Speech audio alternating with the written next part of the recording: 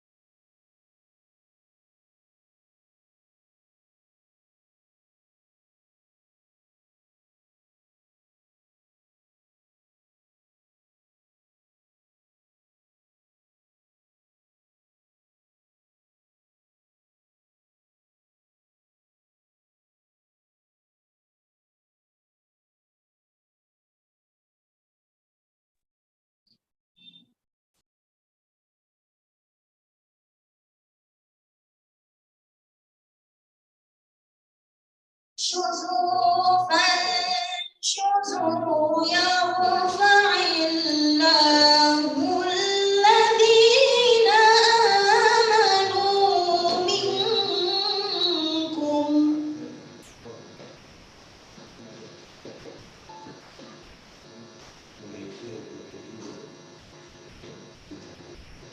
الذين آمنوا منكم والذين أوتوا العلم درجات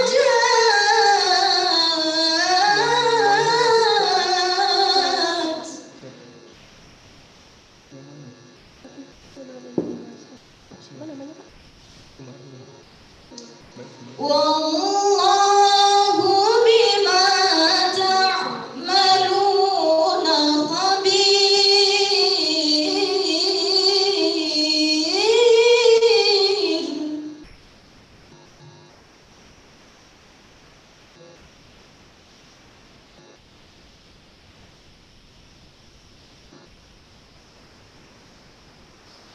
يا أيها الذين آمنوا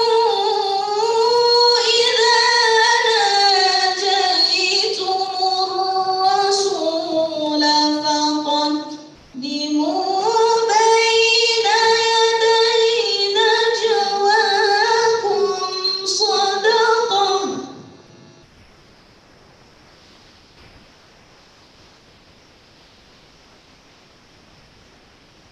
ذلك خير لكم وأطهر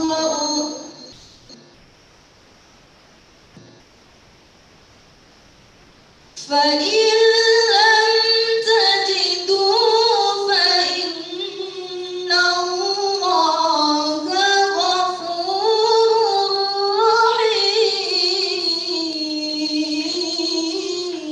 رحيم صدق الله العظيم.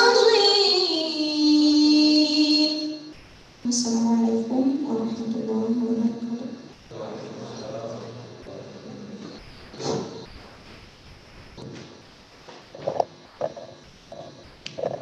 The next agenda is singing national anthem. For all audience, please stand up.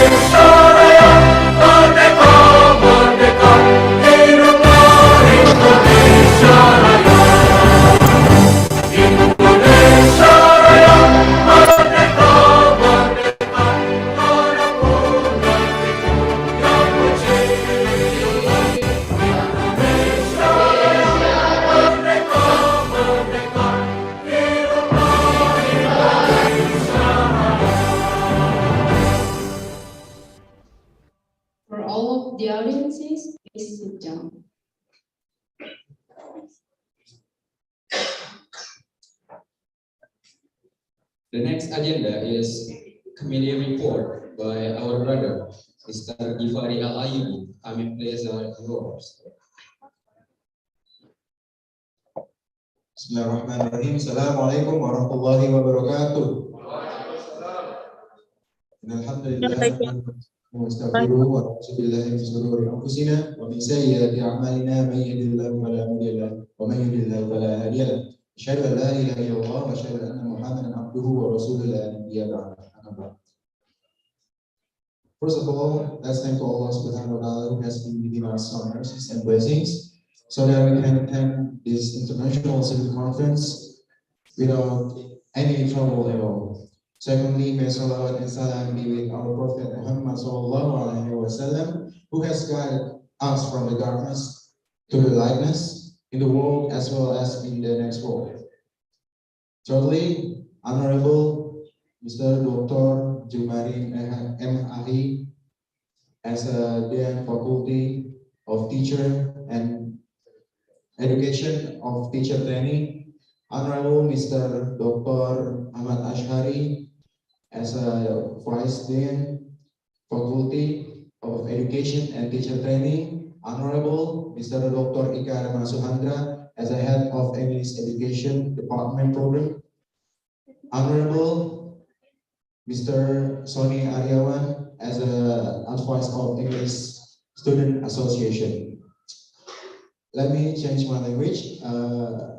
Alhamdulillah pada pagi hari ini saya berkesempatan untuk menyampaikan laporan terkait dengan konferensi internasional student ini, yang dimana alhamdulillah Bapak kita sudah tiga kali melaksanakan internasional seminar dan juga hybrid juga, dan ini menjadi pertama kali bagi jurusan kita Tadris Bahasa Inggris mengadakan International Student Conference, yang dimana alhamdulillah Bapak kita kedatangan tamu juga melalui Zoom dari berbagai mahasiswa dari Vietnam, Malaysia, dan juga Irlandia, dan beberapa mahasiswa TBI yang akan mempresentasikan pada acara International Student Conference pagi hari ini.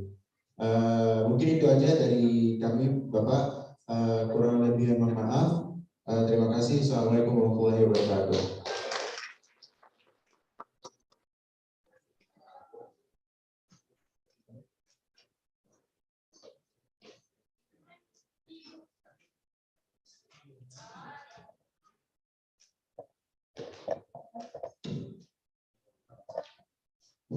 Okay, the next is presentations from our keynote. That is Ms. Devi will be delivered by our moderator too, Ms. Muna. The time is yours.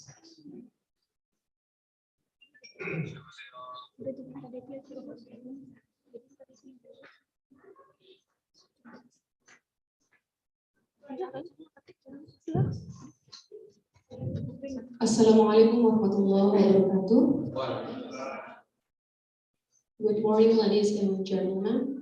Now we are now for the opening session. This is the first session, and here we are ready with our speaker, Ms.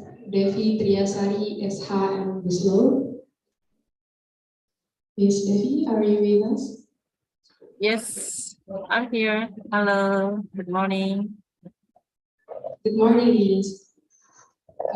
Okay. Before going to Ms. Devi's presentation, I would like to read about your profile first, Ms. Yes, sorry, pardon me. I'm not really clear with what you say. Would you please repeat once again? Okay.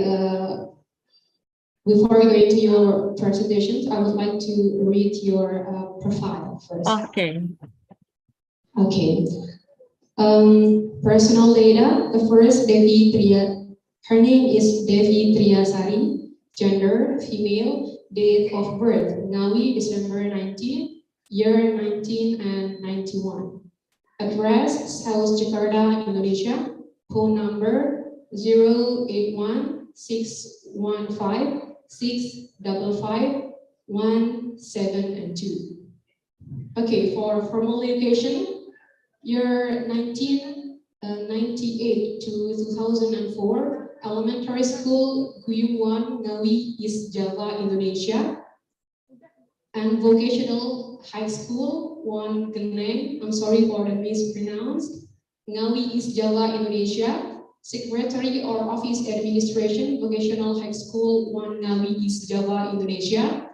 And she get the Bachelor of Law Universitas 11 Maret, Surakarta, Central Java, Indonesia, and also the Master of she got the Magister of Master of Business Law, the University of Adelaide, Australia. Okay, there are a lot of informal educations that Ms. Debbie got here. She also is a trainer or speaker of some event. But let's move to her achievements. There are a wide range of achievements that Ms. Debbie has. The first one is awarded Aspiring Story of Dignity Scholarship, awardee which published in a book by Ministry of Education 2016. Next, awardee of LPDP Scholarship, Ministry of Finance 2016. Awardee as Inspiring Story, which published in a book by Indonesian Student Association in Australia 2018. Next, awardee KM Award Inspiring Law Sharing from PT Rekayasa Industri 2019. And last one, awardee as a top 3 of innovation inventors from PT Rekayasa Industri 2021. Okay, Ms. Debbie, you have 20 minutes to deliver your topic today. So the time and place are yours. Okay, thank you very much for the time, for the moderator. Assalamualaikum warahmatullahi wabarakatuh. The Honorable... Are you with us, Ms. Debbie? Yes, hello. Can you hear my voice? Hello, can you hear my voice? Hello. Excuse me, Ms. Yes. Yes. Can you hear my voice? Yes, I Okay, can. okay. Thank you very much. Okay, thank you very much for the time for the moderator. Assalamualaikum warahmatullahi wabarakatuh.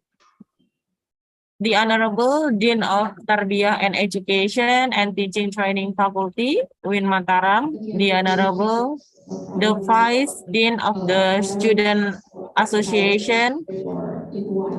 Okay. Sorry, the Honorable, the Vice Dean of the Student Division, the Honorable of the Head of Study Program, the Honorable Lectures in the English Department, the Honorable Committee, which is the Student Department Association. Thank you very much to Bapak Sony Irawan, my senior when I was in the University of Adelaide as the Chief of the Student Association of the University of Adelaide for the opportunity to join this seminar.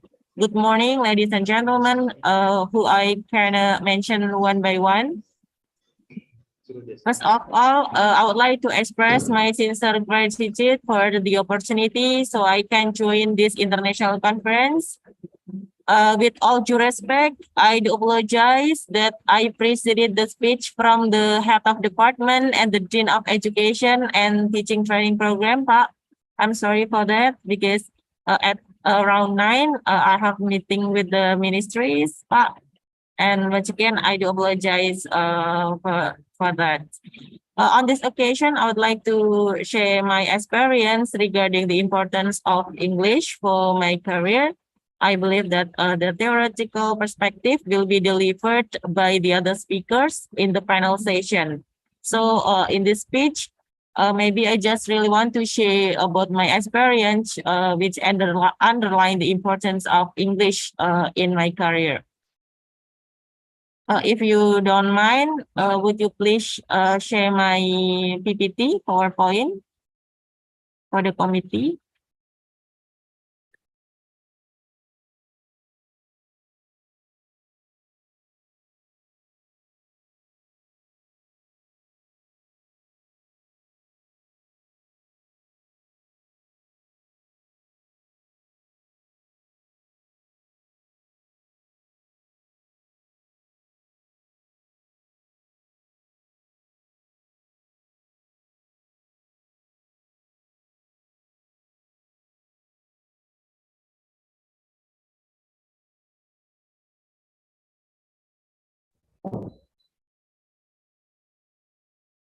Uh, for the PPT, for my PPT, can it be shared now, please?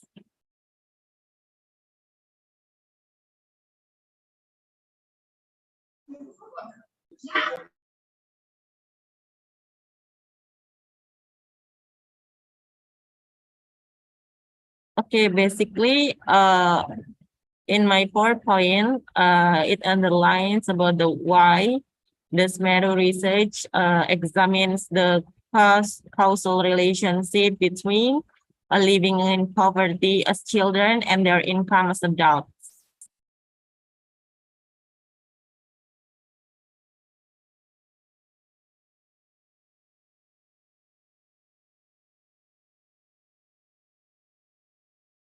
Can anyone share my PPT, please?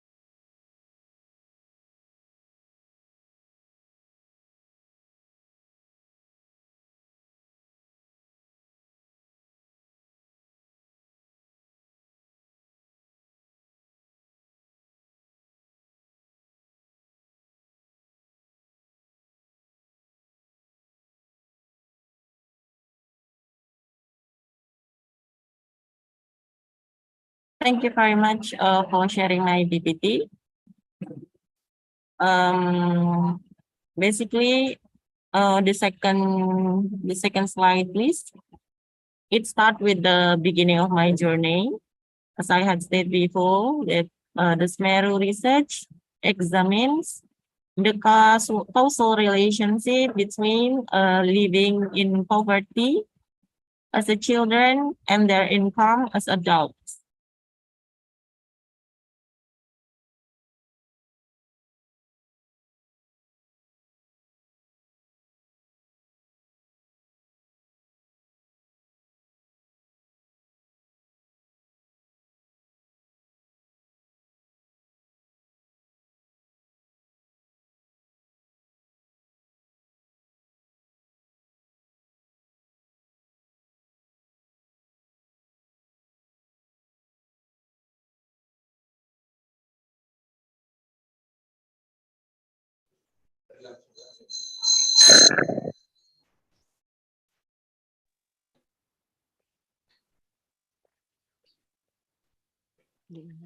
Can it be moved to the second slide, please?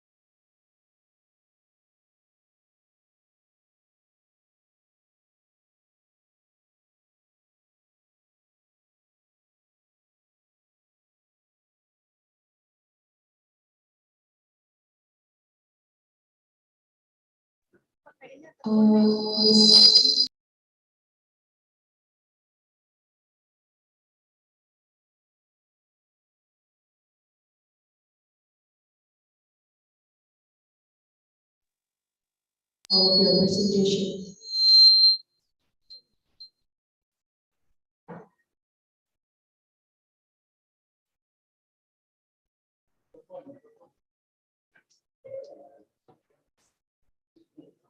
Excuse me, Miss Debbie, would you like to activate your microphone? Yes, Okay, please. thank you. Hello. Yes, thank you very much. Would you please move to the next slide, please? The second slide.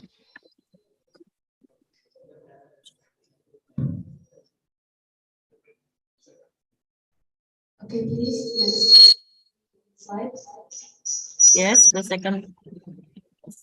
Sorry for the technical problems. I cannot hear it very well.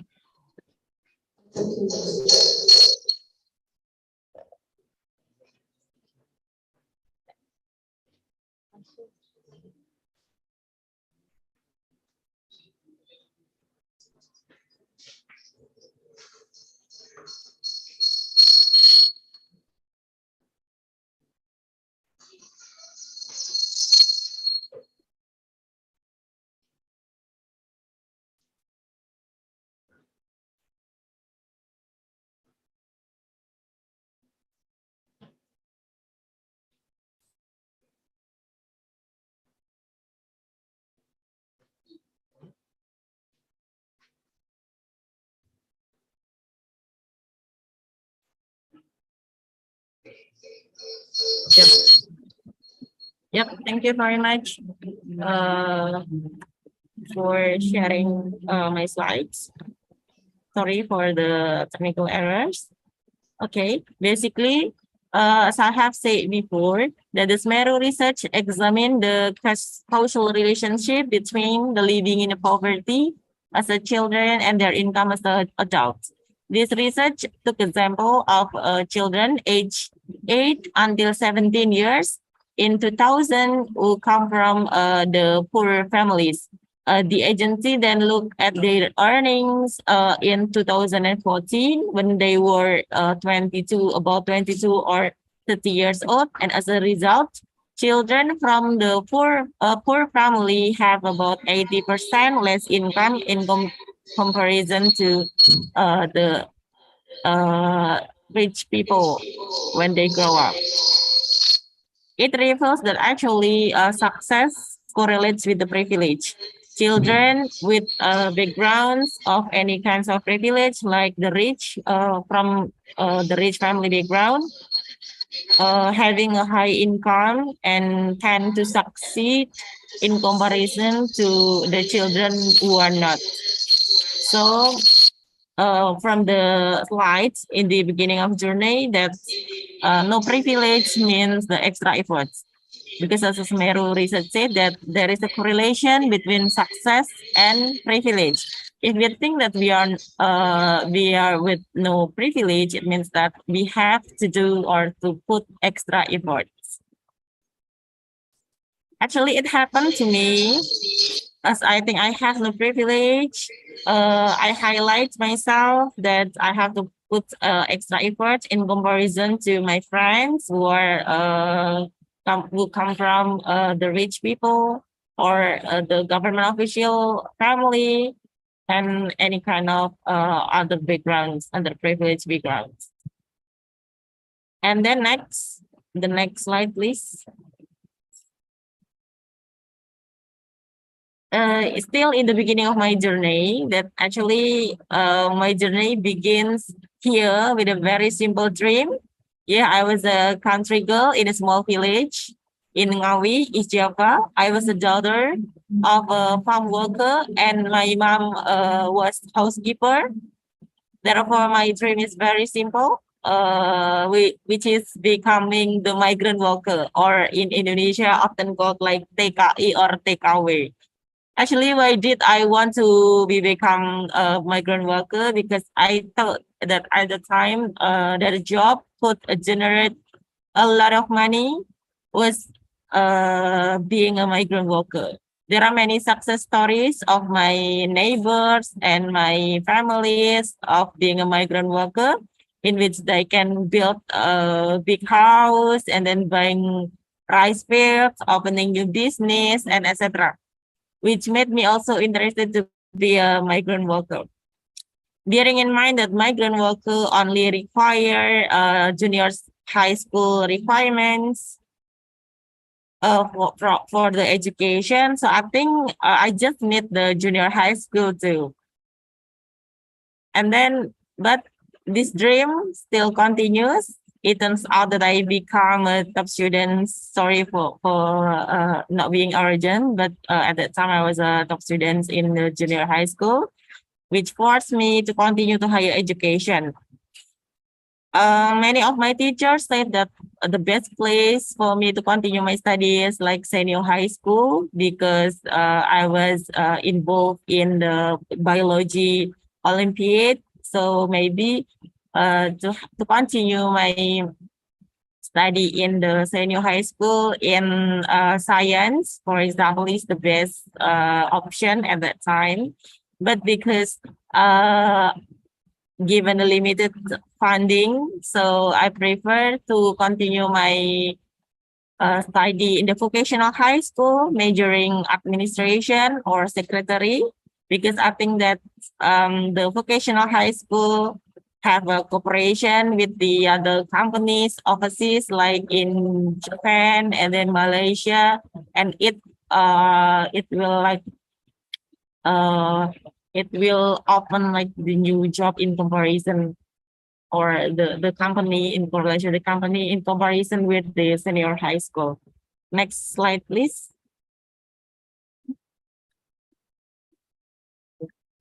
Next slide, please.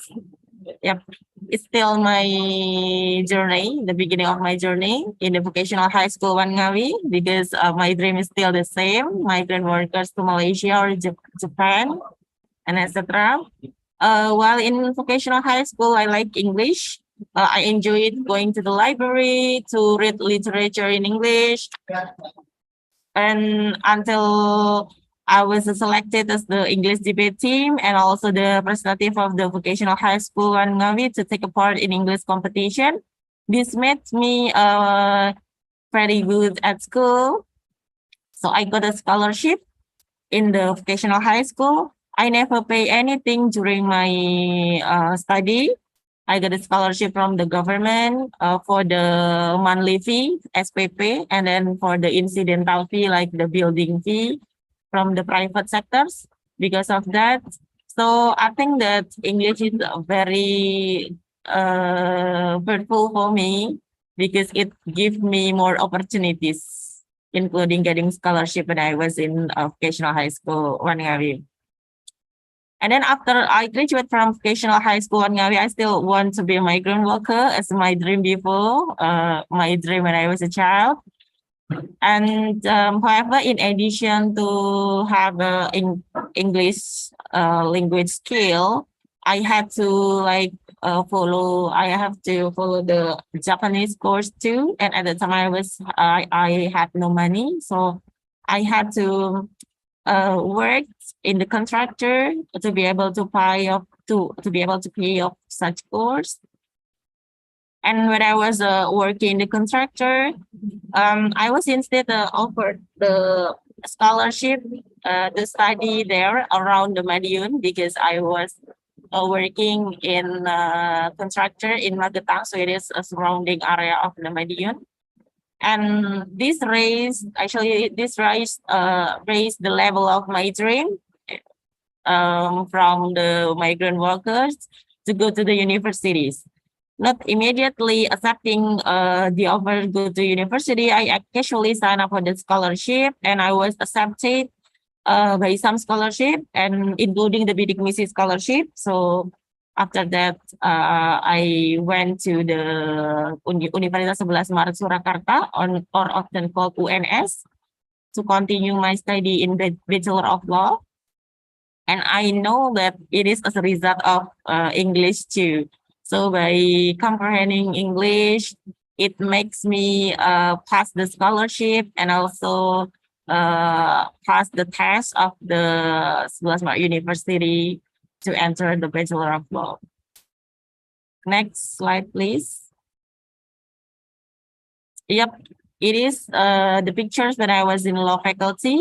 Universitas 11 Maret 2011 and 2015. As I have said before, that my major was a bachelor of law. So there's some of the picture. The first is like when I was in organization. I'm actively contributing in organization too. It is the mood court. And then it is when I was internship in the banks. And basically, I never thought to be accepted in the law faculty by bidding scholarship. And I was remembered when I was tested for at the time for the ability of my English. I was like the top 2 students for the department. Lucky me at that time, so it made me very confident to apply for the interesting position at the campus. For example, like the lecture assistant, and then the administration staff, to have the administration kind of thing at the campus. And also it can add my income. And apart from that, actually, as I like English so much, so I get additional income too. For example, like becoming an international freelancer, you know that nowadays there are a lot of kind of vacancies we can find on the website or on the Google search, which offer us like the international freelancer. And then being a tutor, English tutor, and any kinds of vocational high school, senior high school, and elementary school subject, and also typing CAPTCHA and etc. So basically, when I was in my Bachelor of Law, I was getting $1, so I can share with my family. And once again, it is because English. So English is very important for us to comprehend. Next. And I think I win. Next. Lucky me, I think I win. And in 2015, I was the best student of University of 11 Maret Surakarta with a GPA of 3.99. I think my hard work paid off. At that time, I was chased by the media and invited by TV to a lot of job offers that also consider my English skills, including overseas scholarship to Netherlands and Australia, and then prosecutors. Maybe next slide, please. Yep. Yeah, this is what I have said before, that a lot of job offers to me, like besides the scholarship, overseas scholarship from Netherlands and Australia, and then job offers too. Prosecutors, legislative expert staff, lecturer, master scholarship from UI, reporter, master scholar from Telkom University, local government expert staff, and etc. Next. And finally, I chose the LPDP scholarship in Australia, majoring Master of Business Law with a dissertation for the duration of 2 years. And obviously, English skills are needed there, especially for the law major, because like we needed to discuss in English, also with all our college when I was there. And in the final semesters, actually, when I was in Australia, I was offered a job. Next, please. Next slide, please. Yep. Actually, it is the final semester of my university, and I hadn't received my diploma. I was offered to become a contract administrator at the state-owned enterprise, BUMN. It is the parent company is from PT Pupuk Indonesia, so PT Rekayasa Industri is a contractor in engineering, procurement, construction, and commissioning. And as I said before, that I was offered to become a contract administrator at a state-owned enterprise in the rekayasa industry. And one of my job is to handle agreements, but it is in English. Lucky me, English give me opportunity to, because my job description is like negotiating contracts with the international partners, like for example, like World Bank, Samsung, Hyundai, and etc. So basically international partners, because the project is national strategic project, so it involves the other international partners. And then next, yep. After 2 years contributing and working in state-owned enterprise, I received a recommendation to join as the expert staff in the executive office of the President of Republic Indonesia. And one of the tests conducted was English. So, you know, once again, English contributes very much in this opportunity, because one of the consideration is English, because we often like accept or receive the letters in English from the international company or international government, something like that. So English is a must. So it is one of requirements to join or to enter the expert staff in the executive office of the President of Republic Indonesia, or often called KSP. And last time, this is actually the picture. The picture is I took in front of the State Palace in Jakarta. So my office is in the State Palace in Jakarta Pusat. Next. Next slide, please.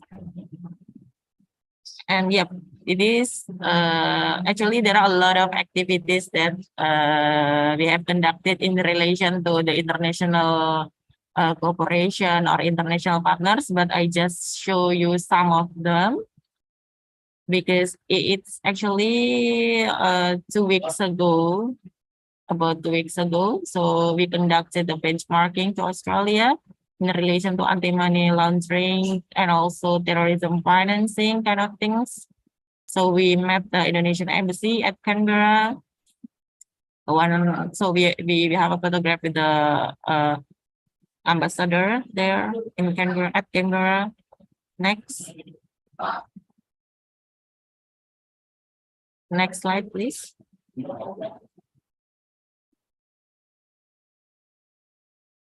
Yep. So yeah, as I've said before, that we met several government agencies. There is a dental alliance. It is the partnership between the government with the private sectors in terms of the public-private partnership. Here we discussed about, as I said before, money laundering, terrorism, and other economic crime. But the Attorney General means the Ministry of Law and Human Rights, like in Indonesia is Ministry of Law and Human Rights, which has the authority to harmonize the regulation, something like that. Next.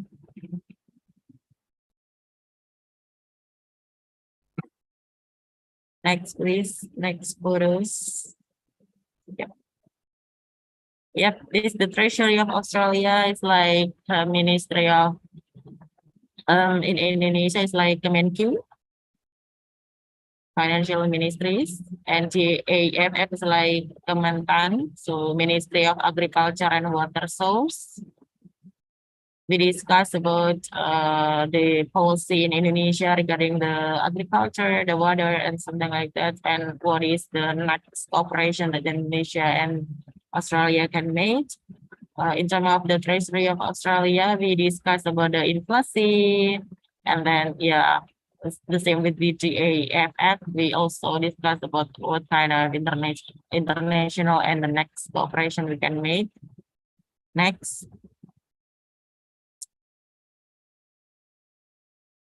Digital transformation agencies, like maybe in Indonesia, is handled by Kominfo. so Ministry of Information and Technology, and Austrac is like PPATK in Indonesia to handle the money laundering case and economic crime case, something like that. And I think next. Yep, I think I have reason about my experience in relation with the contribution of English to my career. So maybe I'll summarize about the urgency why English is very important for our future career. The reason that English is international language because language is very important in the communication with the other people, and English is the most widely used language in international communication. And then English makes it easier to access the internet. Yep, in this era we can expert it with the use of internet in our daily lives. Although there is a translation feature in internet, but certain information is only available in English. So by mastering English well, it is easy to explore the internet, including accessing the best literature in the words like international news, international journal articles, and etc. I think you as the students is a very it needs the English ability so much because in our thesis dissertation, so we need like access the internet to find the best literature like international journal articles, something like that. So without any ability in English, I think we will find like difficulty to comprehend what is actually contains in the such articles.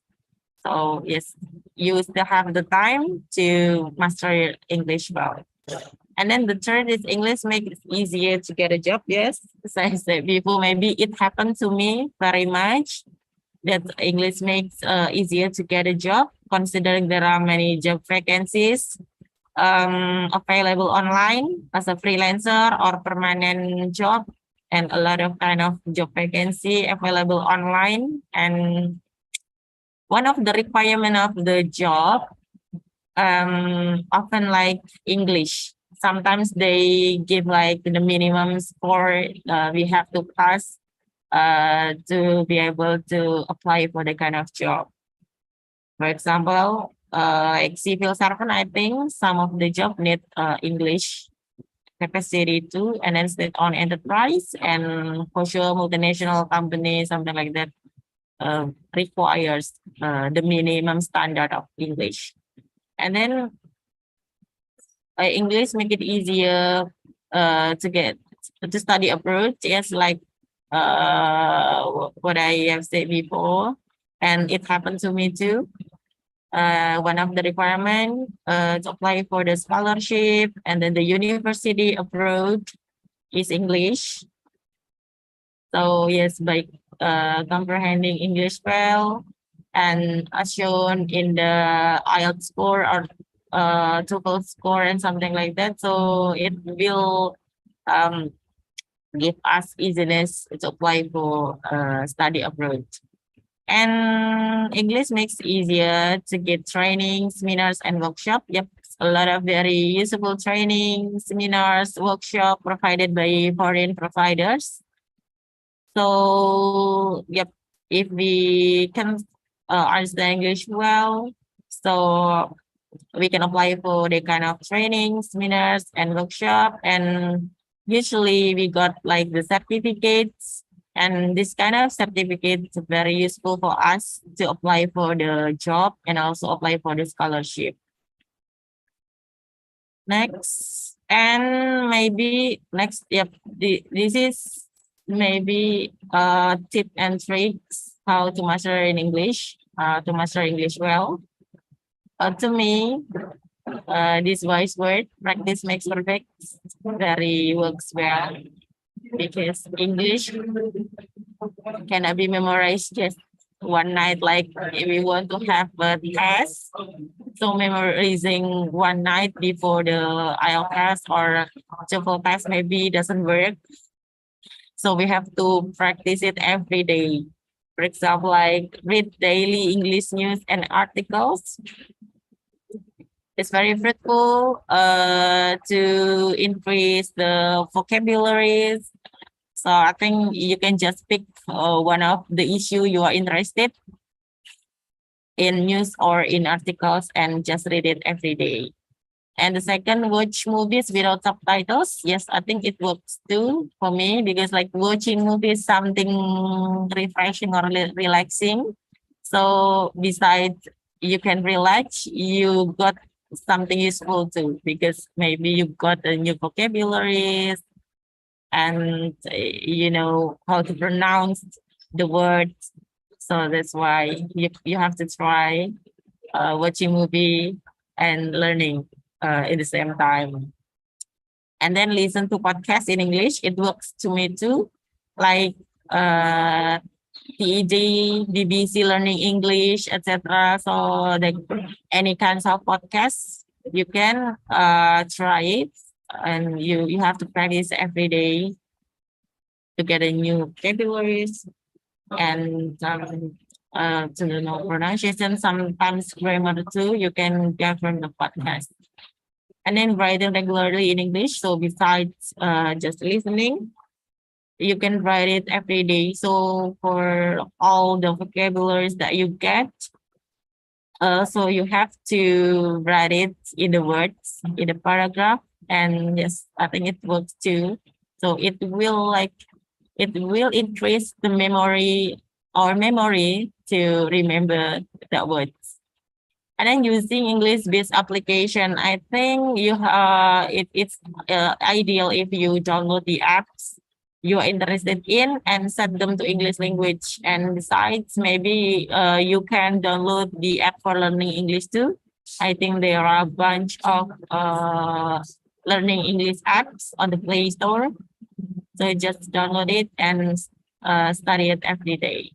And use thesaurus dictionary. So in comparison to you have to translate manually, like from English to Indonesia or Indonesia to English, it's better to use a synonym dictionary. So to finding the definition of the word, you can find a synonym or antonym of the words. I think it's more beneficial for you in comparison to the manual translation. I think that's all. Next slide is like, thank you. So that's all. Thank you very much for the opportunity. And I do apologize if I cannot join all the session of this conference because I have, as I have said before, I have meeting with the ministers after this. Once again, I do apologize if I make the mistakes and for the technical errors at the first during my speech. And thank you very much. Wabillahi taufiq wal hidayah. Wassalamualaikum warahmatullahi wabarakatuh. Thank you very much.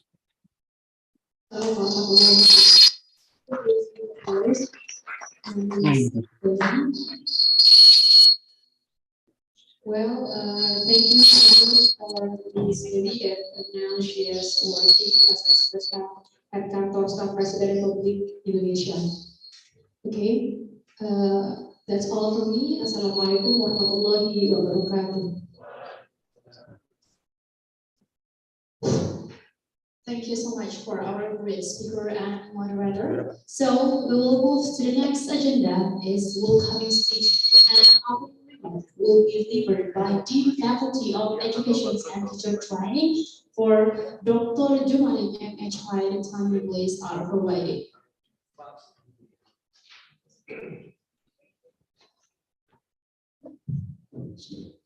Assalamualaikum warahmatullahi wabarakatuh. Bismillah, alhamdulillah, wassalatu wassalamu ala rasulillah, amma ba'du. Saya tutup poin aja pakai bahasa Indonesia. Para hadirin yang berbahagia, baik yang ada di ruangan ini maupun yang menggunakan Zoom.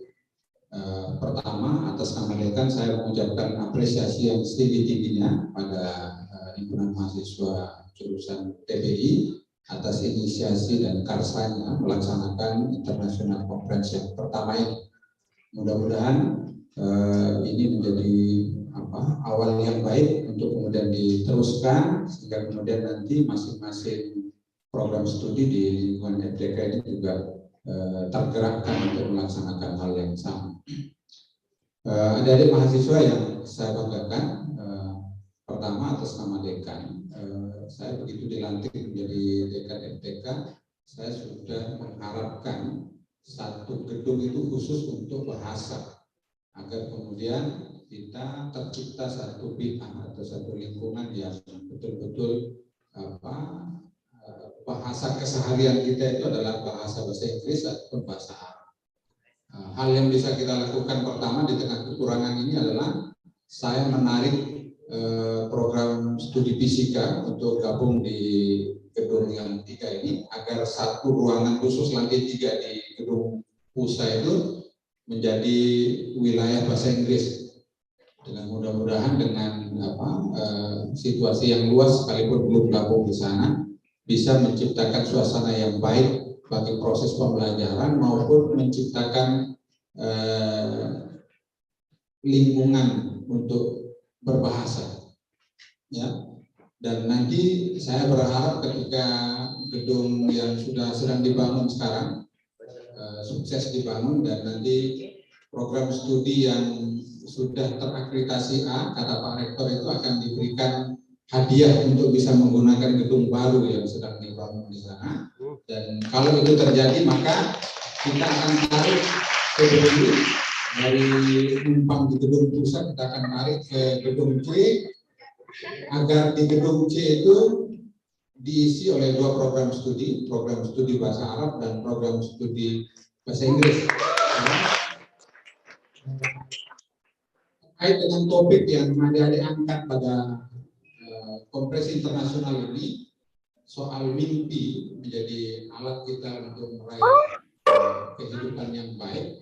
Saya kira kita sebagai sebuah komunitas umat Islam adalah pemimpi yang terbaik, karena mimpi yang terbaik itu adalah apa yang selalu kita ucapkan, Rabbana atina fid dunya hasanah wa fil akhirati hasanah wa qina adzabannar. Jadi inilah mimpi yang sempurna, bagaimana kita bisa hidup secara baik di dunia dan juga menggapai kehidupan yang terbaik di akhirat.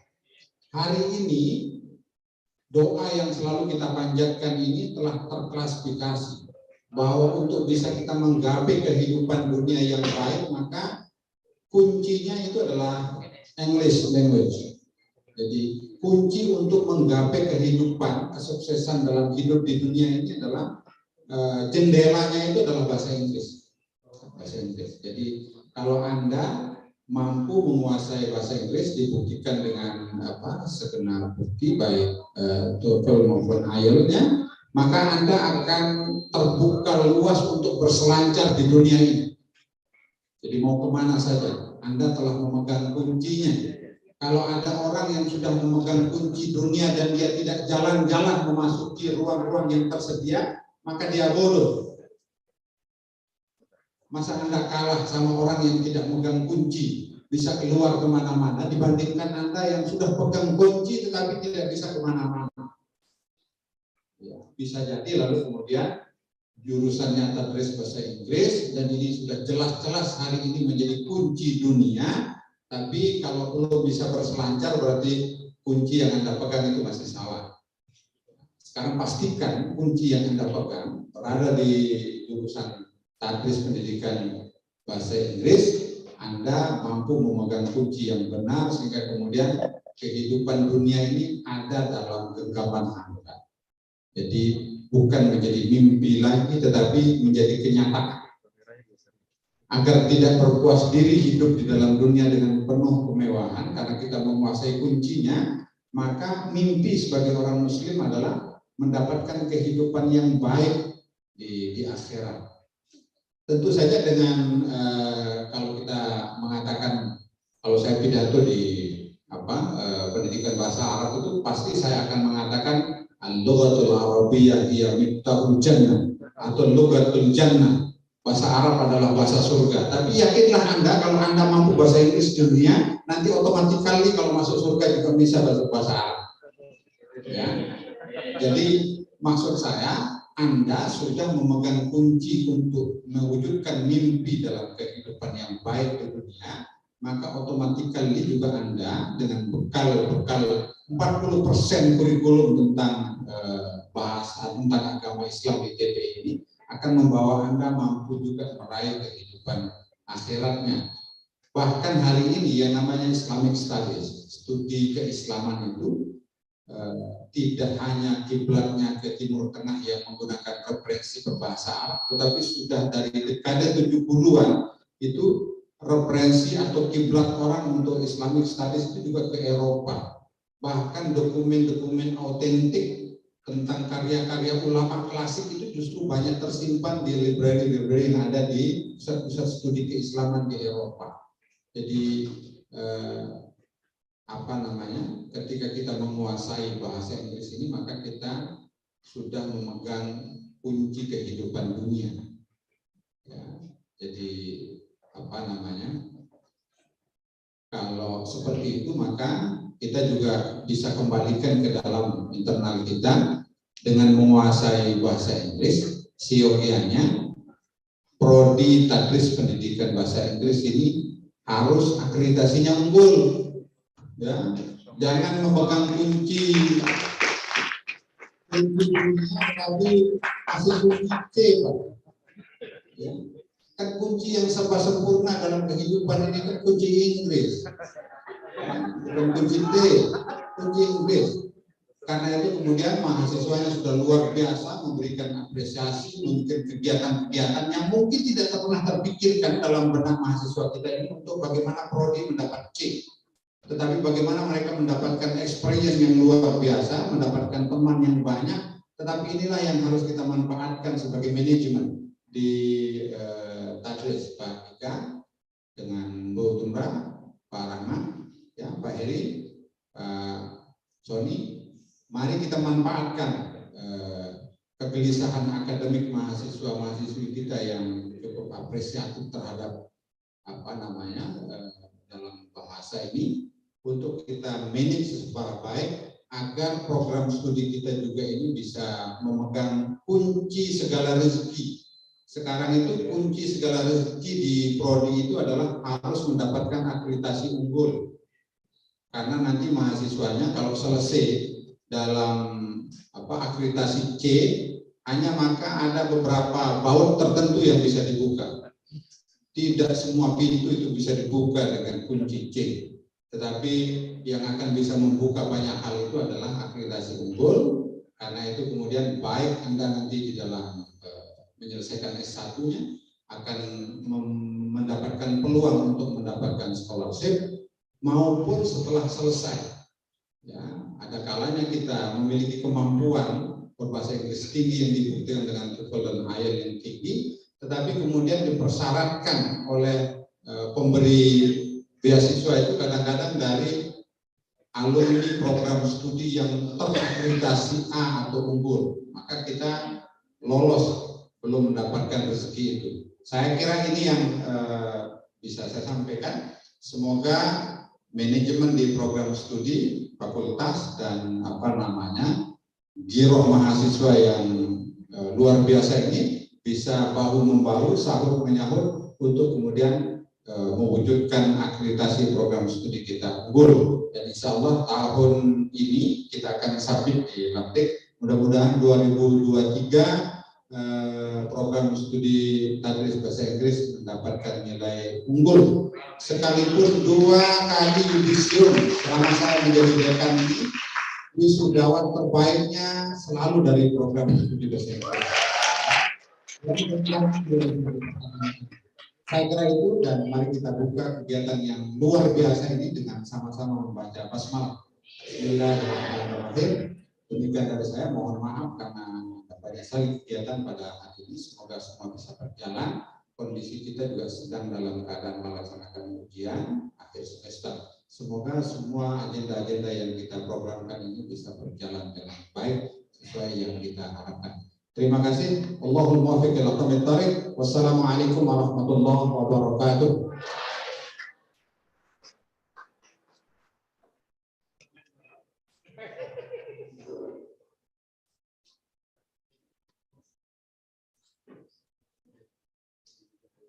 And we are at the end of our agenda, and the last agenda is closing.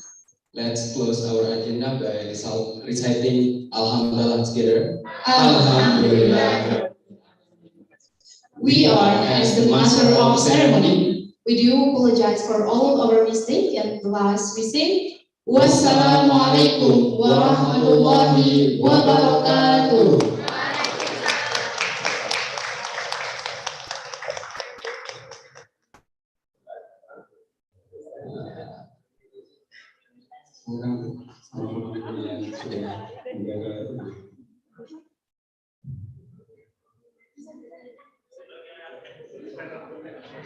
Foto dulu, Pak. Ridho di atas. Untuk semua audiens, dimohon untuk berdiri ya.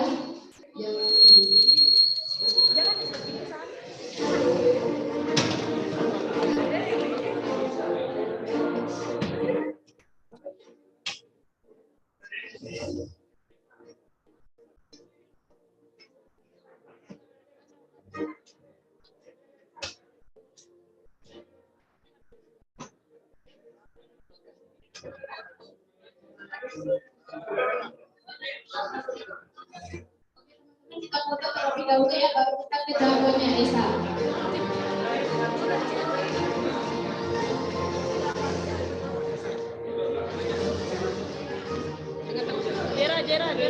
Jera sini, Jera. Jangan di depan kamera ya, nanti badan film.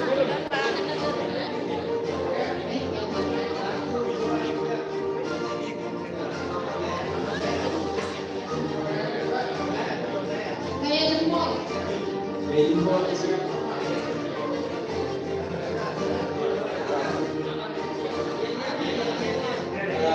Kalau saya bilang Esa, yel-yelnya let's move up ya. Ya. Kita yang lihat. Jangan kabur. Itu. 1, 2, 3. English Student Association. Thank you so much for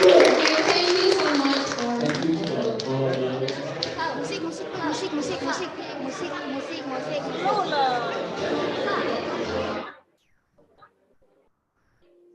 Audiens dipersilakan untuk kembali karena kita masih punya sesi selanjutnya untuk our invited speaker. So thank you so much for our guys in the day of faculty and teacher training stages of the University of Manila.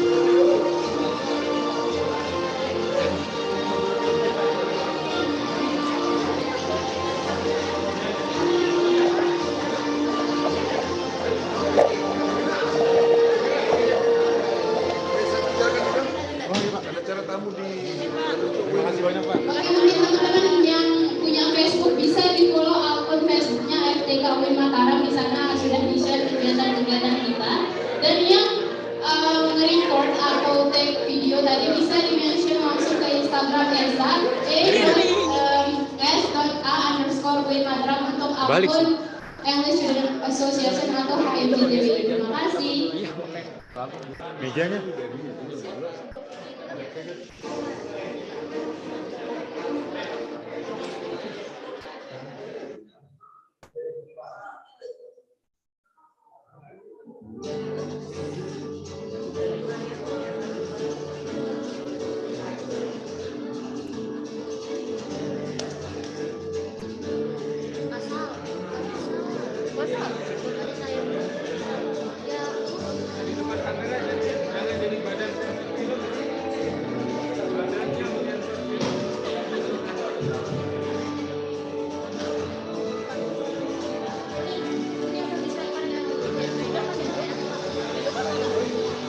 Yang belum absen segera ke saya.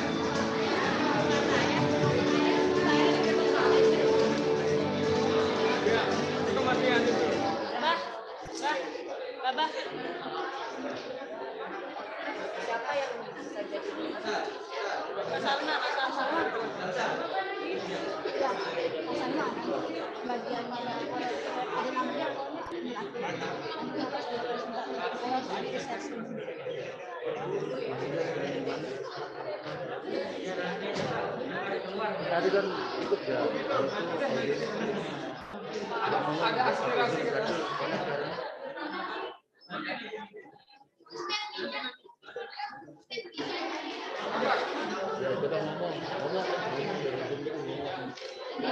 Check.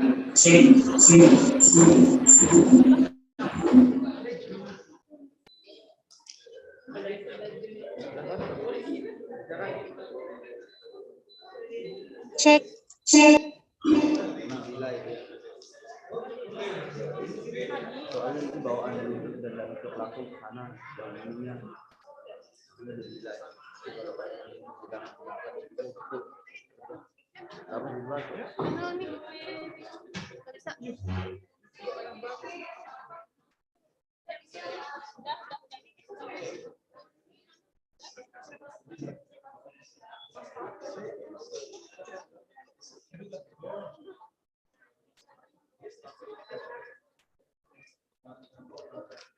Siapa namanya tadi yang jadi sewa mas?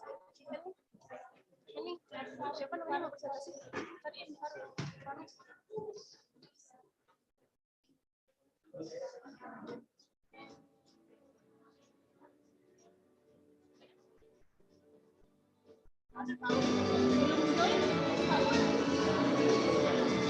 Siapa namanya yang mau presentasi tadi?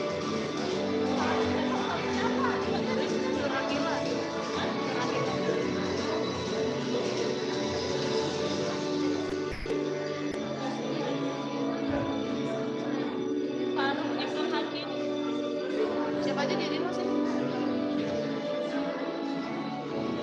Pokoknya Esa, semua Esa. Nah, terus sekarang ini jadi sekarang nggak ada masuk ya.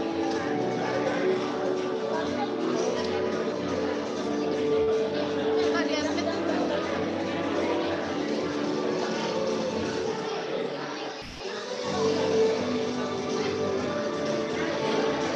Kenapa kak?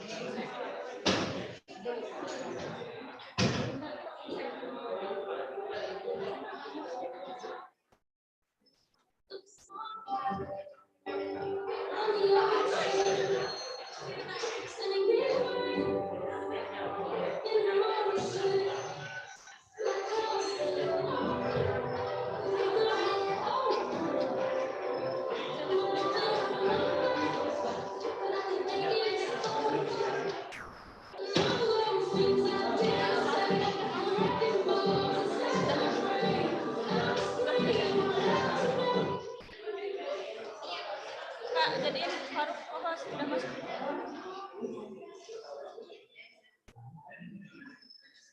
Faruk Ibnul Hakim udah masuk kak, udah. Jadi kan nggak dia masih.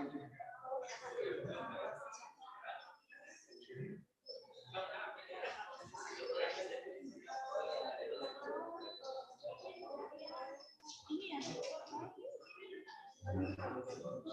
Udah.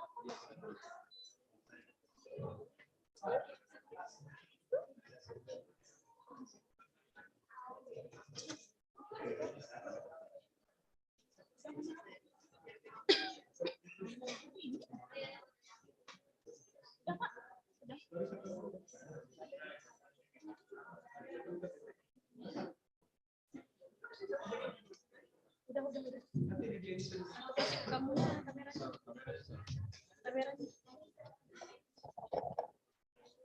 Assalamualaikum warahmatullahi wabarakatuh.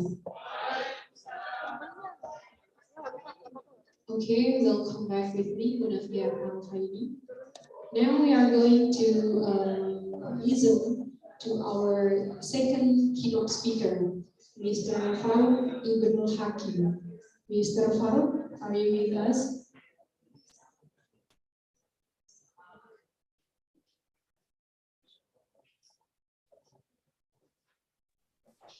Hello.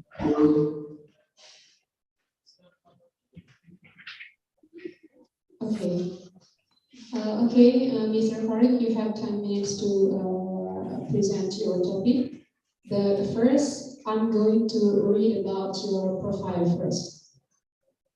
Farouk Ibnul Hakim is assistant professor, full-time lecturer at Department of Architecture, Faculty of Science and Technology, State Islamic University of Sunan Ampel, Witsa, Surabaya, who specializes in architectural design, urban and regional planning, and sustainable urban design. He is currently PhD candidate at the University of South Australia, Adelaide. Okay, for his education background, PhD candidate in urban and regional planning, University of South Australia, Adelaide, Australia, 2019 until now. Master of Urban and Regional Planning, University of South Australia, Adelaide, Australia, 2013 to 2015. Planning and Architecture, Hue University, Vietnam, 2014. Architecture and Fine Art, Bulag Chan State University, Philippines, 2007. I'm so sorry for the mispronounced. The last one, Architecture, Universitas Islam Indonesia. Indonesia, start from 2004 to 2009. Okay, about our keynote speaker achievements. Here are some. I'm gonna read for you guys. The first, 5,000 doctoral MORA scholarship 2018. Australian Alumni Grants Scheme, AGS 2017, international grant from Australian government to conducting study visit, research and project in New City, Da Nang City, Vietnam, 2014, Australian Award Scholarship, AAS 2013, and the last one, Excellent Scholarship Program, Beasiswa Unggulan, Ministry of Education and Culture, 2007. Okay, Mr. Farouk Ibnul Hakim, time and place are yours.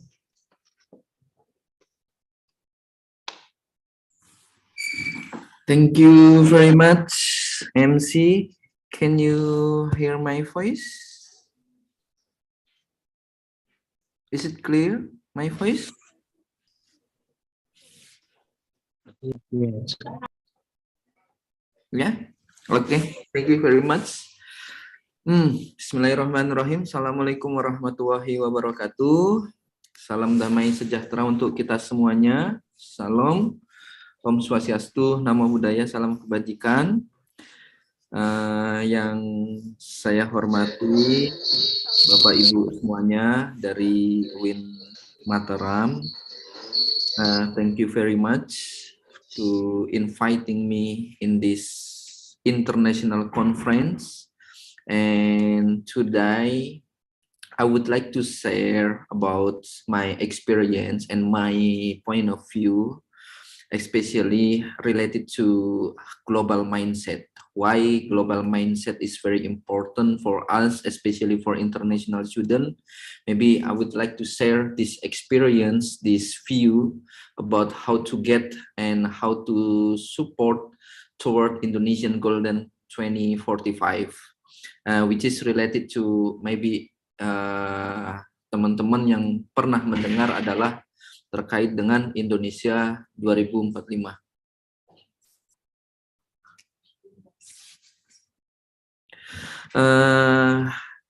I'd like to share my PowerPoint, multiple share. Oh. Wait. Yes, can you see?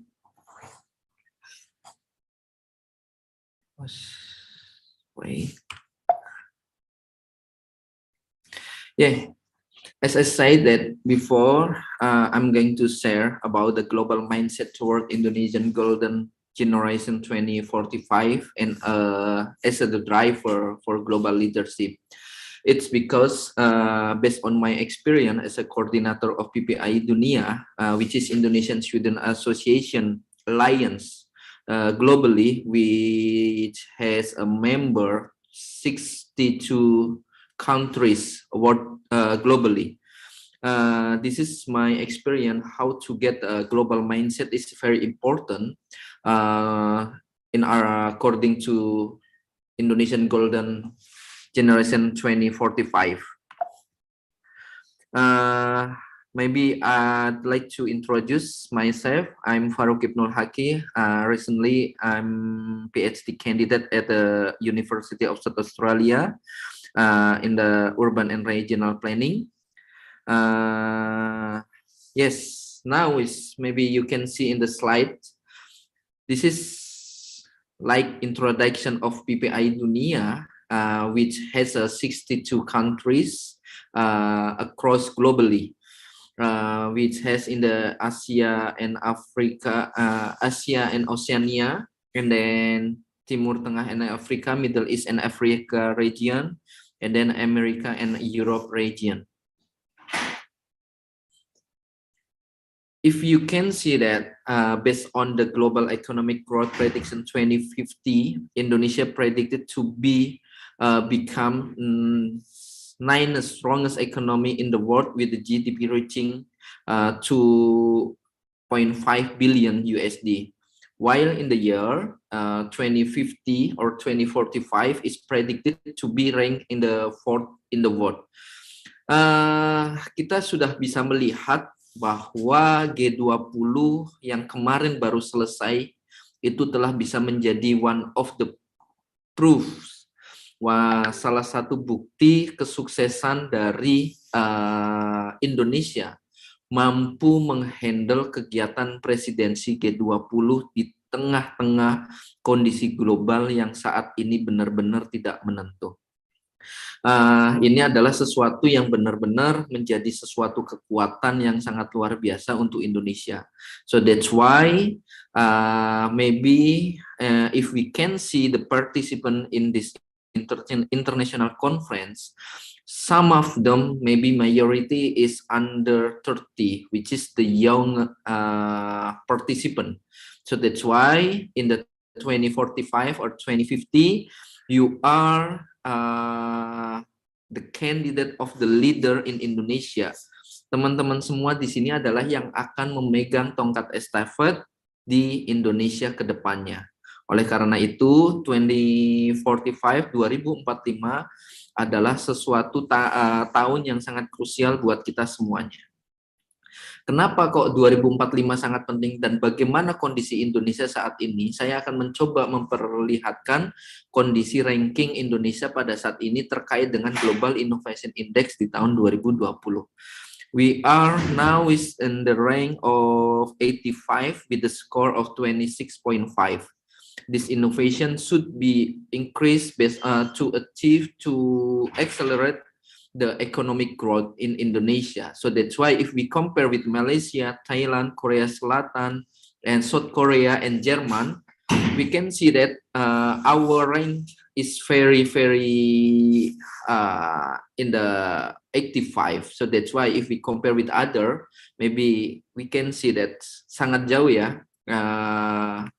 Kita bisa melihatnya dan besar harapan rekan-rekan semuanya yang ada di UIN Mataram itu bisa meningkatkan inovasi-inovasi baik itu dalam level apapun itu sesuai dengan background akademik, based on our academic background.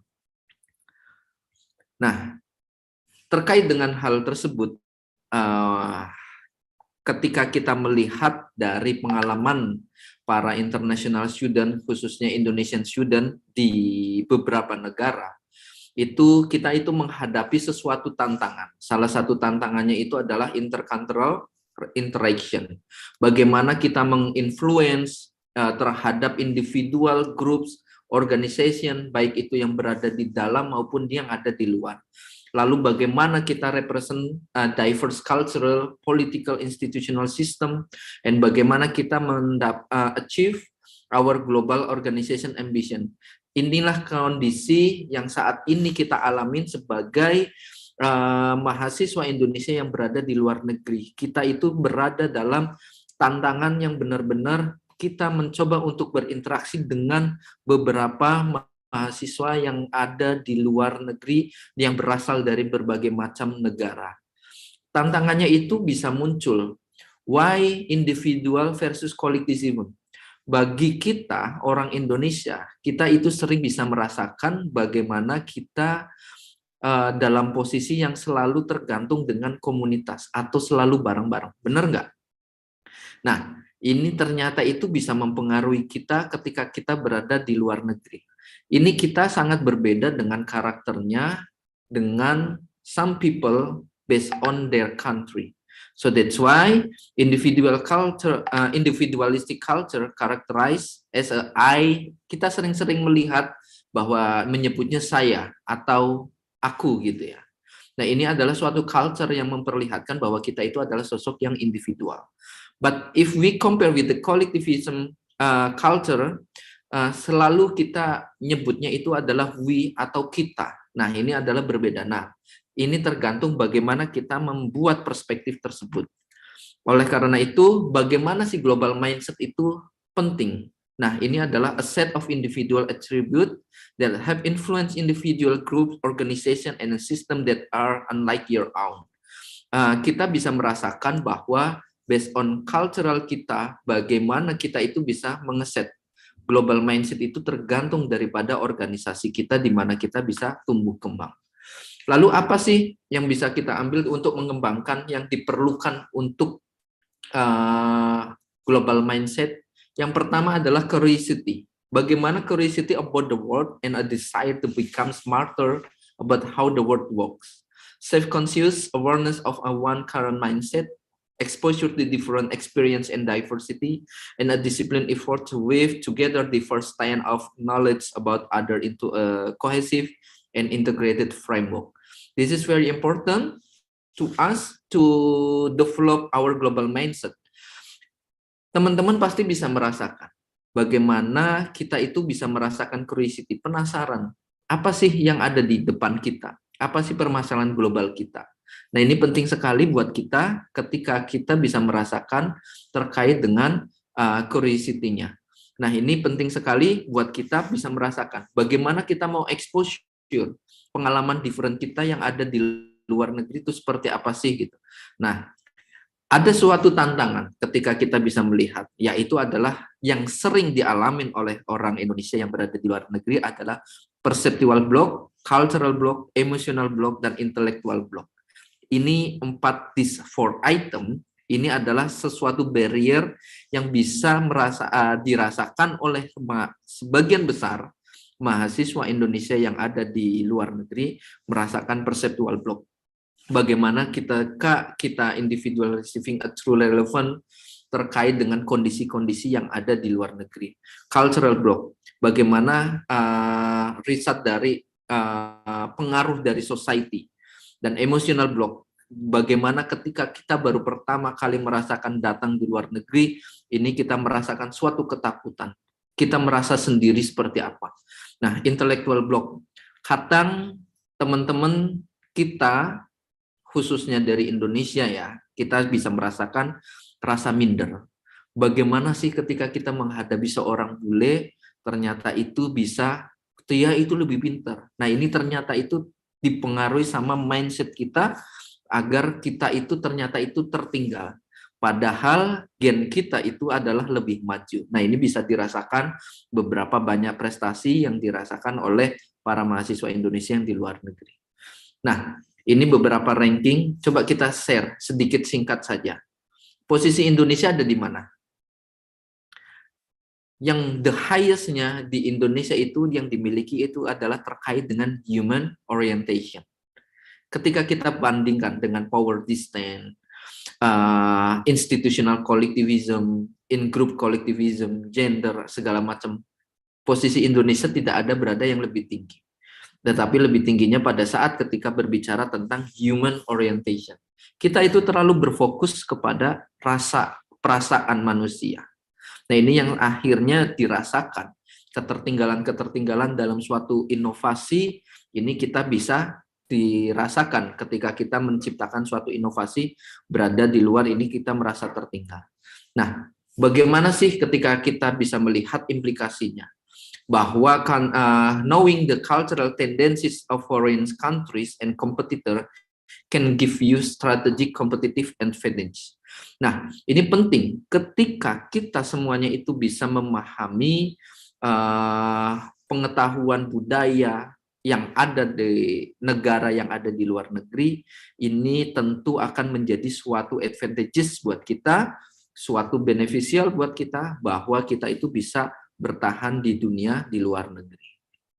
Nah, ini beberapa cross cultural kompetensi yang saya yakin mahasiswa-mahasiswa yang ada di UIN Mataram ini, all of them, they have a cross cultural competency, like building relationship, valuing people of different culture, listening and observation, coping with ambiguity, translating complex information, taking action, managing other, adaptability, managing stress.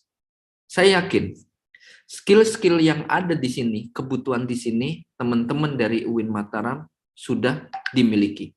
Nah, ini yang paling penting buat kita semuanya, bahwa rekan-rekan semuanya yang ada di sini itu punya potensi untuk bisa berkembang dan bisa lebih baik, dan kedepannya bisa merasakan seperti apa sih ketika kita itu memiliki global mindset ini ternyata bisa mempengaruhi global perspektif kita itu bisa mempengaruhi influence organisasi yang ada di luar negeri, bahkan orang-orang di luar negeri ataupun international student. Percayalah bahwa ketika teman-teman yang saat ini studi di UIN Mataram, ketika next ke depan bisa studi di luar negeri, percaya ketika dengan perlahan kita sudah memiliki cross cultural kompetensi tersebut, ke depan ketika tinggal baik itu di Australia, di US, UK, ataupun di belahan negara manapun, pasti akan bisa bertahan dan bisa menghadapi tantangan-tantangan dunia global yang ada di negara tersebut. Dan bagaimana kita mengavoid cultural shock? Seringkali kita itu bisa merasakan terkait dengan cultural shock, anxiety and doubt caused by an overload of new expectation and cues. Kadang kita galau, kadang kita bingung. Apalagi ketika misalkan kita lagi patah hati dan segala macam. Coba bisa bayangkan, kita berada di Australia atau di luar negeri, ternyata kita patah hati. Udah kita lagi bingung cara makan sayur asem, sayur lodeh dan segala macam, karena di sini masakannya adalah Western, ternyata ditambah lagi patah hati. Galau nggak gitu? Cultural shock-nya itu bakalan tambah ribet nggak? Nah, inilah yang akhirnya muncul. Bagaimana sih kita ini? Nah, best defense-nya adalah bagaimana kita itu bisa melakukan suatu pelatihan seperti intensive language segala macam untuk bisa mengatasinya. Dan ini penting sekali buat kita, bahwa walaupun saat ini kita berada di luar negeri, kita itu harus bisa memberikan suatu kontribusinya untuk bangsa Indonesia. Dan saya yakin, saya mengambil quote dari Presiden B.J. Habibie, yang juga mantan Ketua PPI Aachen di Jerman. Pada saat itu beliau menyampaikan bahwa kalau bukan anak bangsa ini yang membangun bangsanya, siapa lagi? Jangan saudara mengharapkan orang lain yang datang membangun bangsa kita. Artinya adalah 2045 sudah berada di depan, 2045 is already in the front of our life. So that's why we have to prepare considerably with our background study, for example. So that's why we need to increase our skill, soft skill, melalui organisasi, aktif di organisasi, ataupun itu kita harus bisa mempersiapkan untuk membangun bangsa kita. Saya yakin UIN Mataram, mahasiswa UIN Mataram juga akan turut serta dalam membangun bangsa kita, bangsa Indonesia untuk menuju lebih baik. Karena apa? If we look at the fourth pillar of Indonesian 2045, the first one is we have to consider with the human resources management atau SDM, sumber daya manusia. We have to increase our knowledge, our intake. Jadi penguasaan ilmu pengetahuan dan teknologi is must. Saya yakin dengan begitu teman-teman yang berada saat ini studi di UIN Mataram, saya yakin dengan menguasai ilmu pengetahuan dan teknologi akan turut serta dalam membangun bangsa kita. Nah, ini beberapa aktivitas our contribution to Indonesia, like we conclude with book collaboration with LIPI atau BRIN about recovery COVID-19, and also festival pendidikan luar negeri. Lalu we have a collaborate with the actor Felix dan juga investasi PPI Dunia. Kedepannya PPI Dunia juga telah melakukan suatu jembatan untuk mendukung produk UMKM go global di beberapa negara. Nah, demikian yang bisa saya sampaikan, beberapa sharing singkat terkait dengan PPI Dunia dan juga kegiatan-kegiatan aktivitas yang dilakukan oleh mahasiswa Indonesia yang berada di luar negeri, khususnya untuk membangun kontribusinya untuk Indonesia. Demikian yang bisa saya sampaikan, kurang lebihnya mohon maaf jika memang ada sesuatu yang ingin ditanyakan atau ingin diskusi lebih panjang lebar terkait dengan pendidikan di luar negeri, bisa follow PPI Dunia atau bisa juga follow Instagram saya @farukhaki, dan kita bisa bercicet kembali untuk bisa sharing apa yang sekiranya ada yang ingin ditanyakan. Terima kasih, kurang lebihnya mohon maaf. Bila hidup wal hidayah, wassalamualaikum warahmatullahi wabarakatuh, dan thank you very much.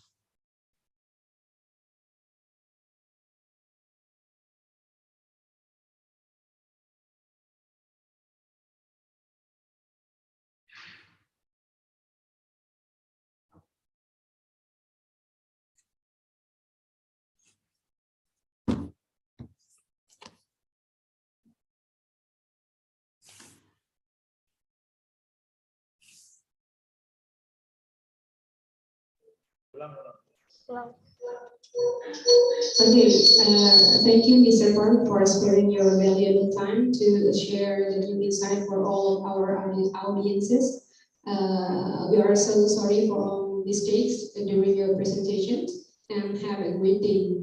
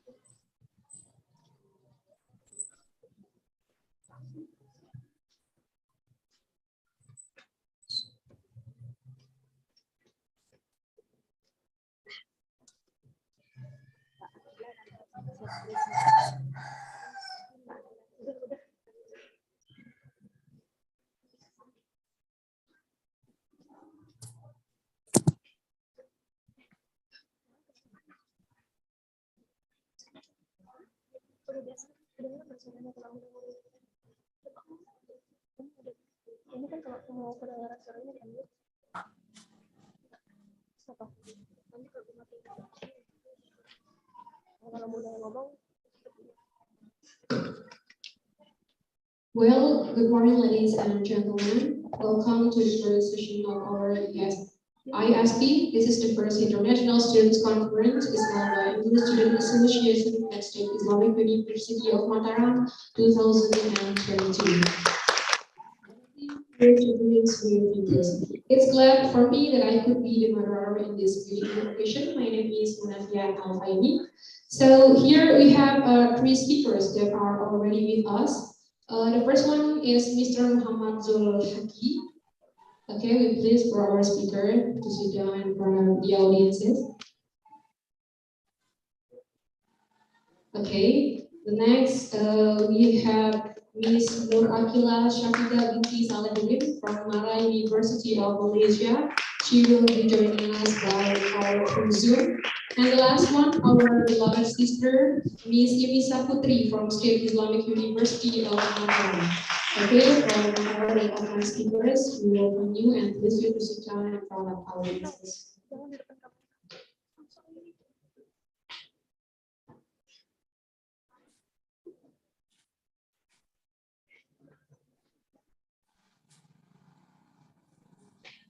Okay, I'm going to lead the presentation till the next 2 hours. Each speaker will talk around 20 minutes. And for your information, ladies and gentlemen, our audiences are not only from English students, they are from a variety major background interested in English. For all of our audiences that are joining us in Zoom, please mute your speaker and you may activate your camera.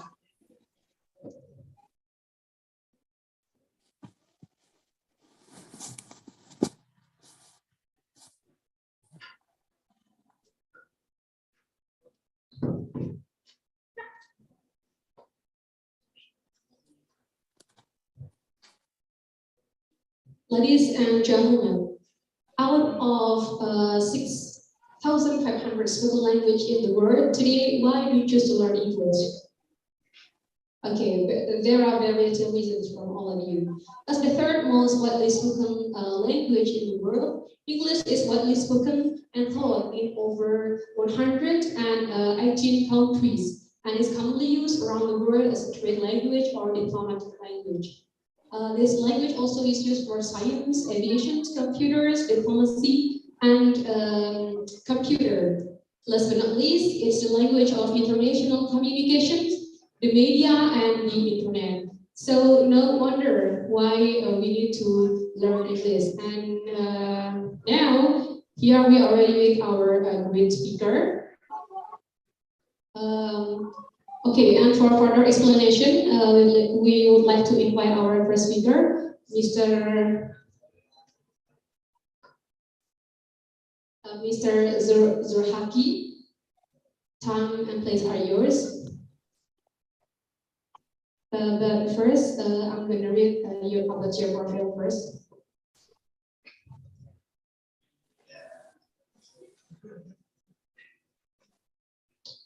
Okay.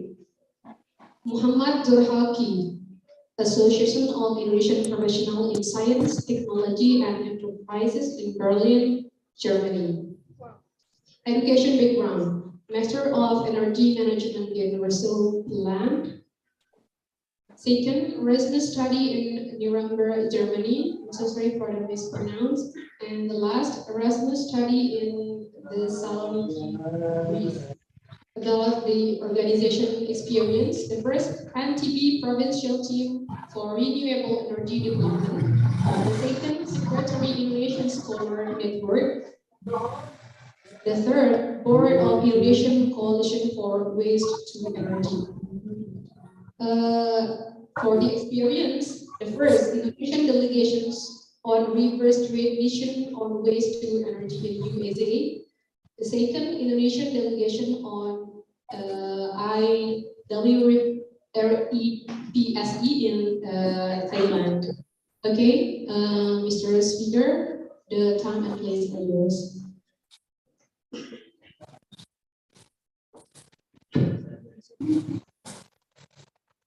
Assalamualaikum warahmatullahi wabarakatuh.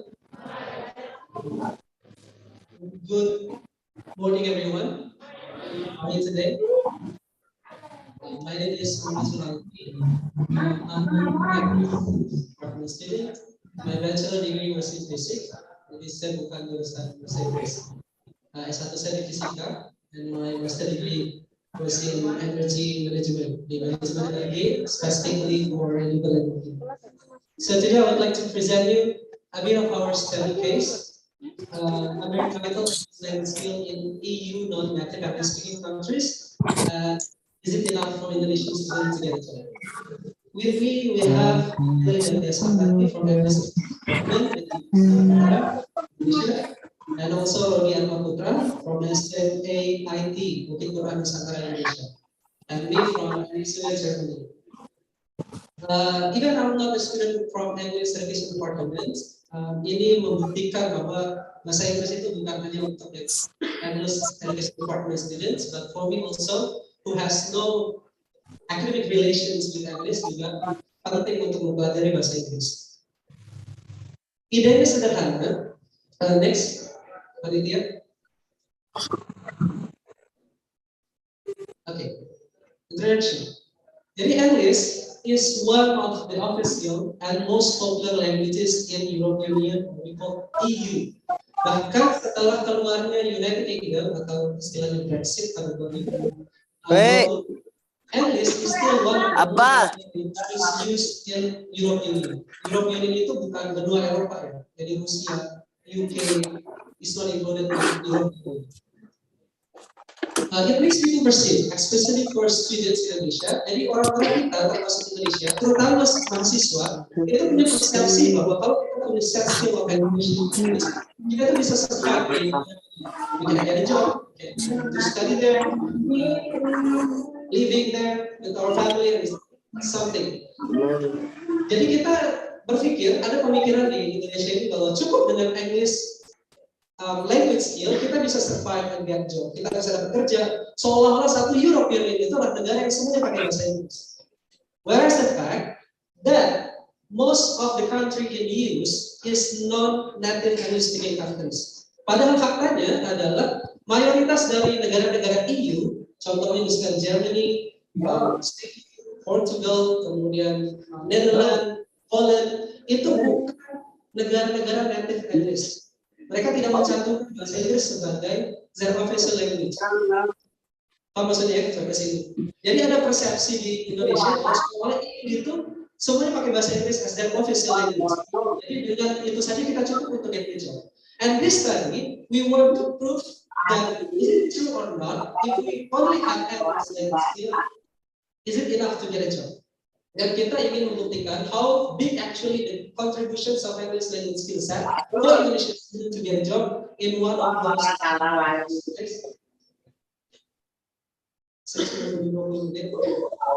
This study aims to investigate the contributions of English language skill for Indonesian students to get a job in EU countries. Jadi di studi ini kami ingin menginvestigasi, mencari tahu sejauh mana sebenarnya kontribusi dari kemampuan berbahasa Inggris dari mahasiswa Indonesia yang ada di sana, ada di negara-negara EU ini untuk mendapatkan pekerjaan.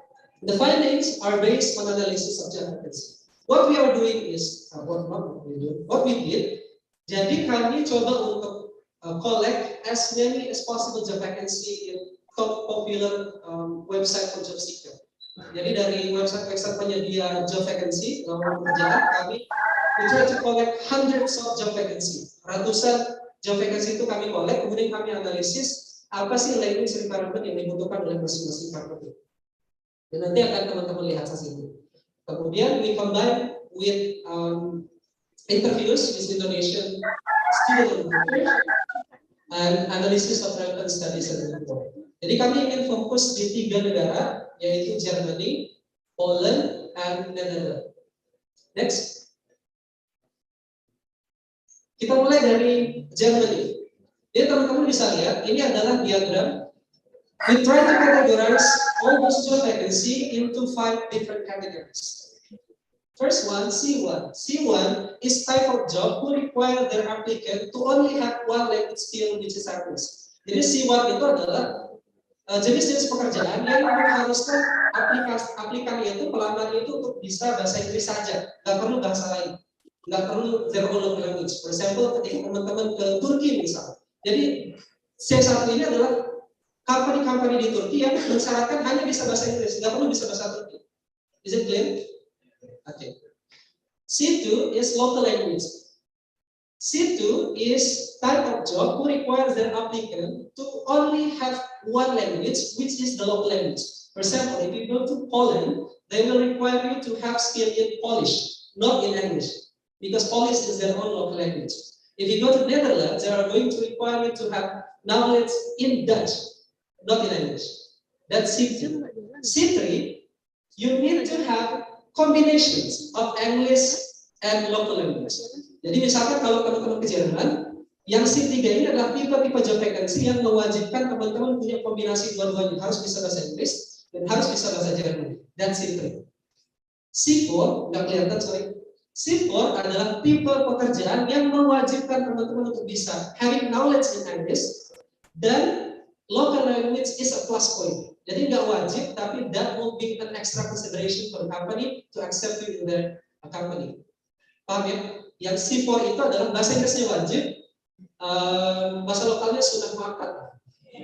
Gitu-gitu. Nggak wajib, tapi jadi pertimbangan lebih diterima atau tidak.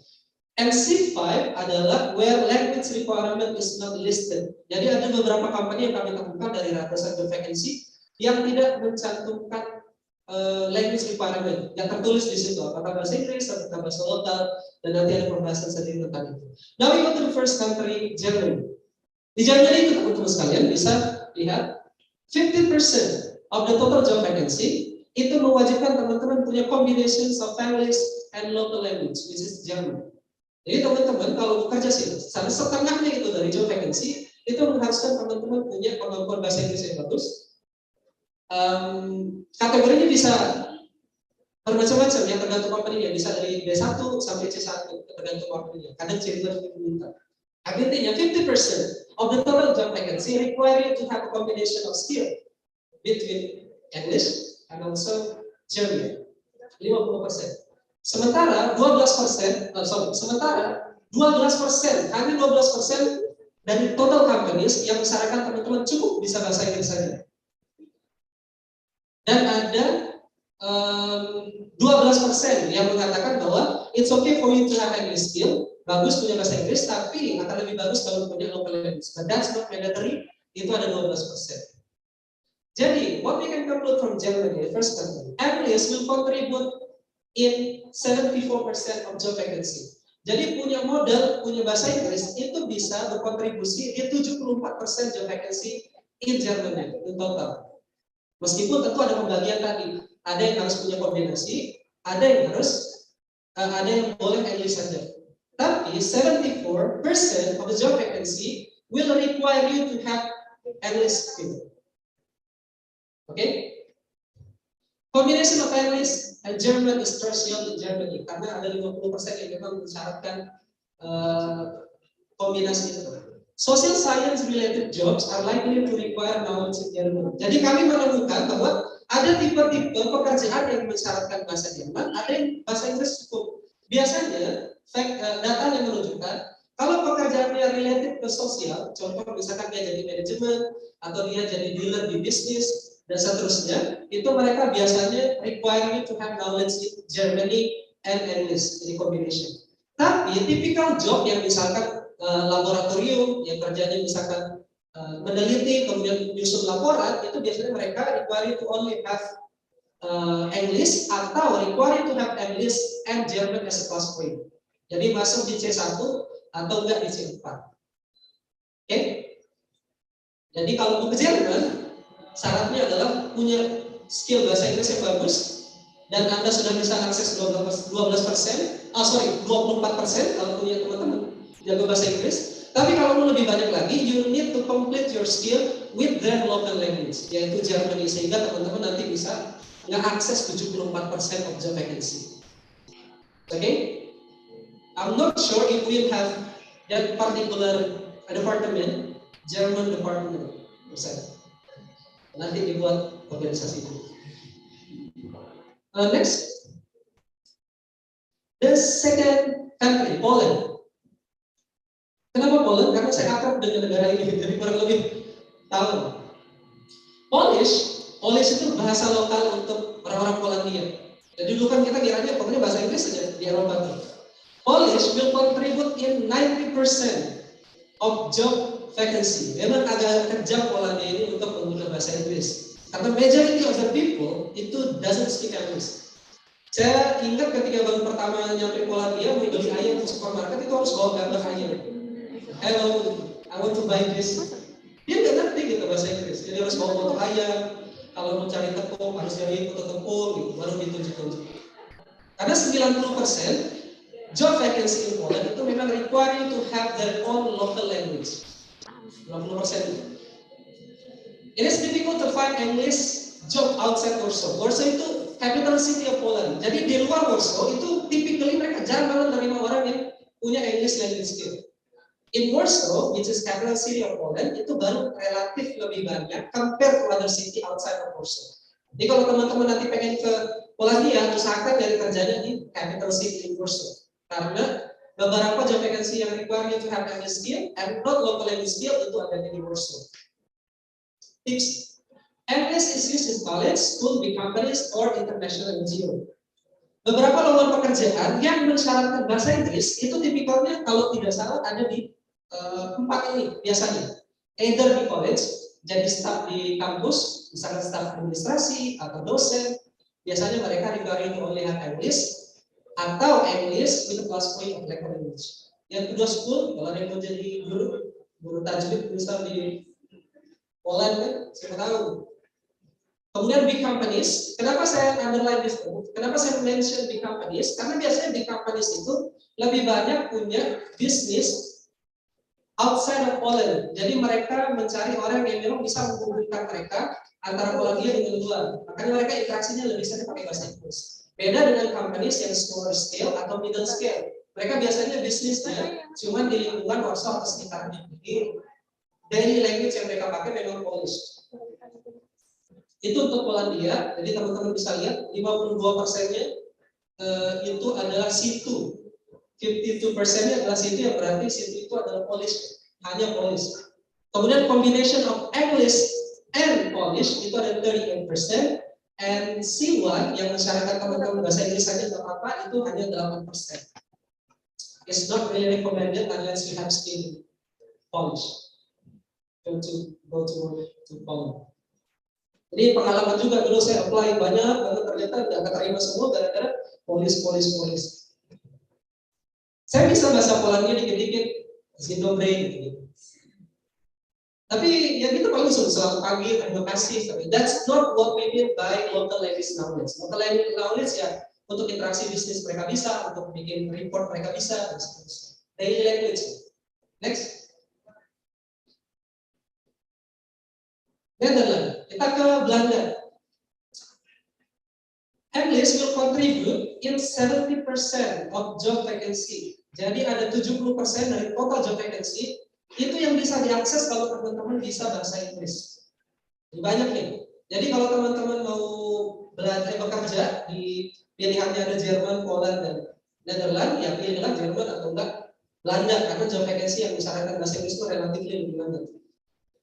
Kemudian di sini kalau teman-teman lihat di C5 itu adalah lowongan pekerjaan yang tidak mencantumkan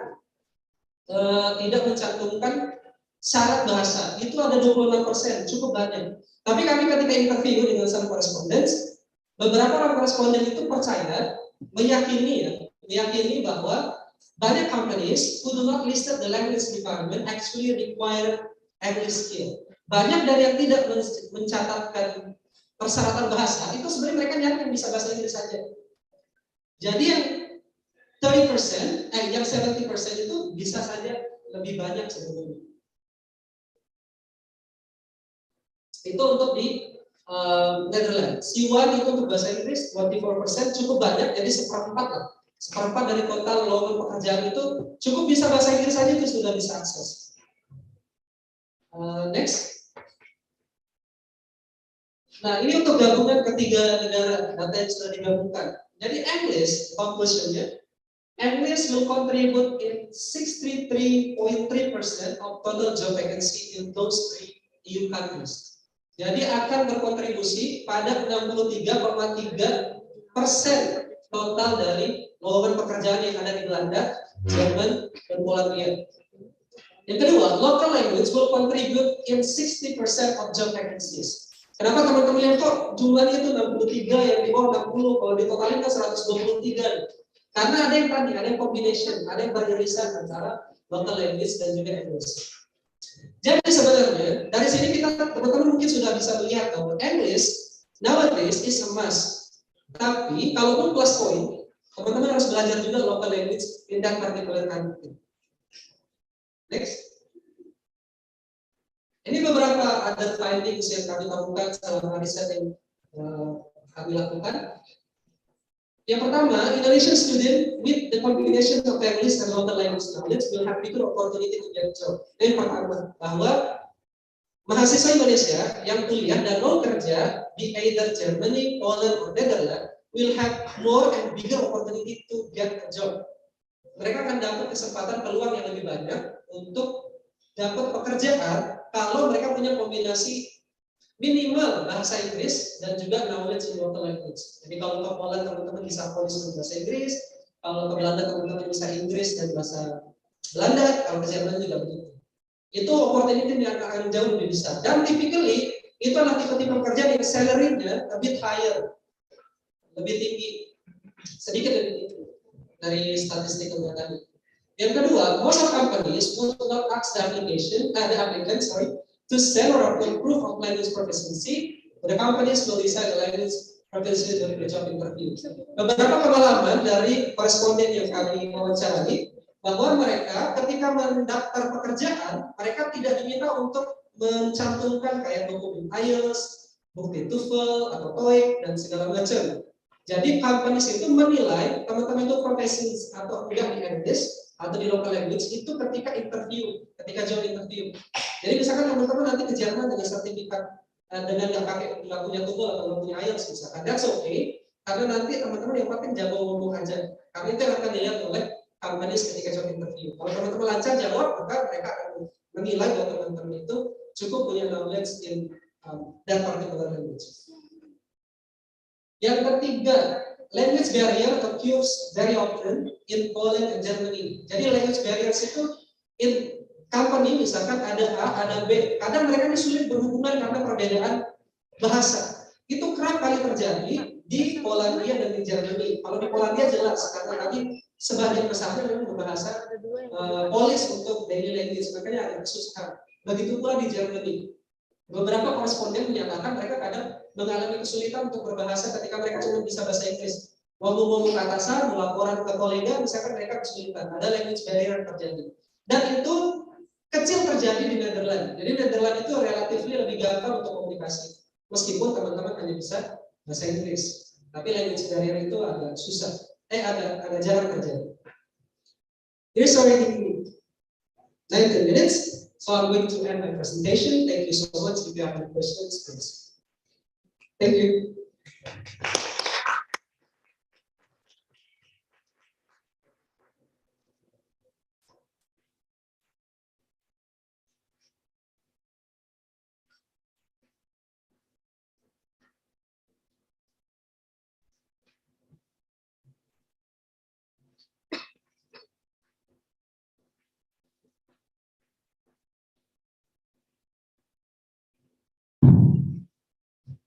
Okay, thank you so much for Mr. Muhammad Hadi. And we can note the idea that English will contribute 63.3% job vacancies, and local language will contribute 60% in the job vacancies. So for all of the audience in the particular countries, if we are able to speak both English and local language, so we will get a bigger opportunity to get a job in that particular places. Okay, the next, we will move to the next speaker. We will invite Ms. Nur Akila Shafika binti Salehuddin from Mara University of Technology, Malaysia. Okay, Miss Akila, are you with us?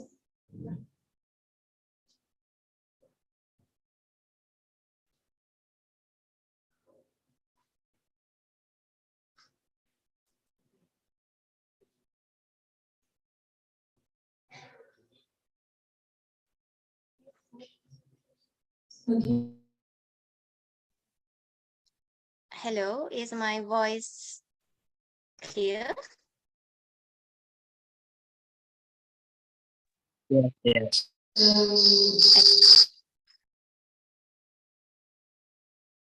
All right, About so your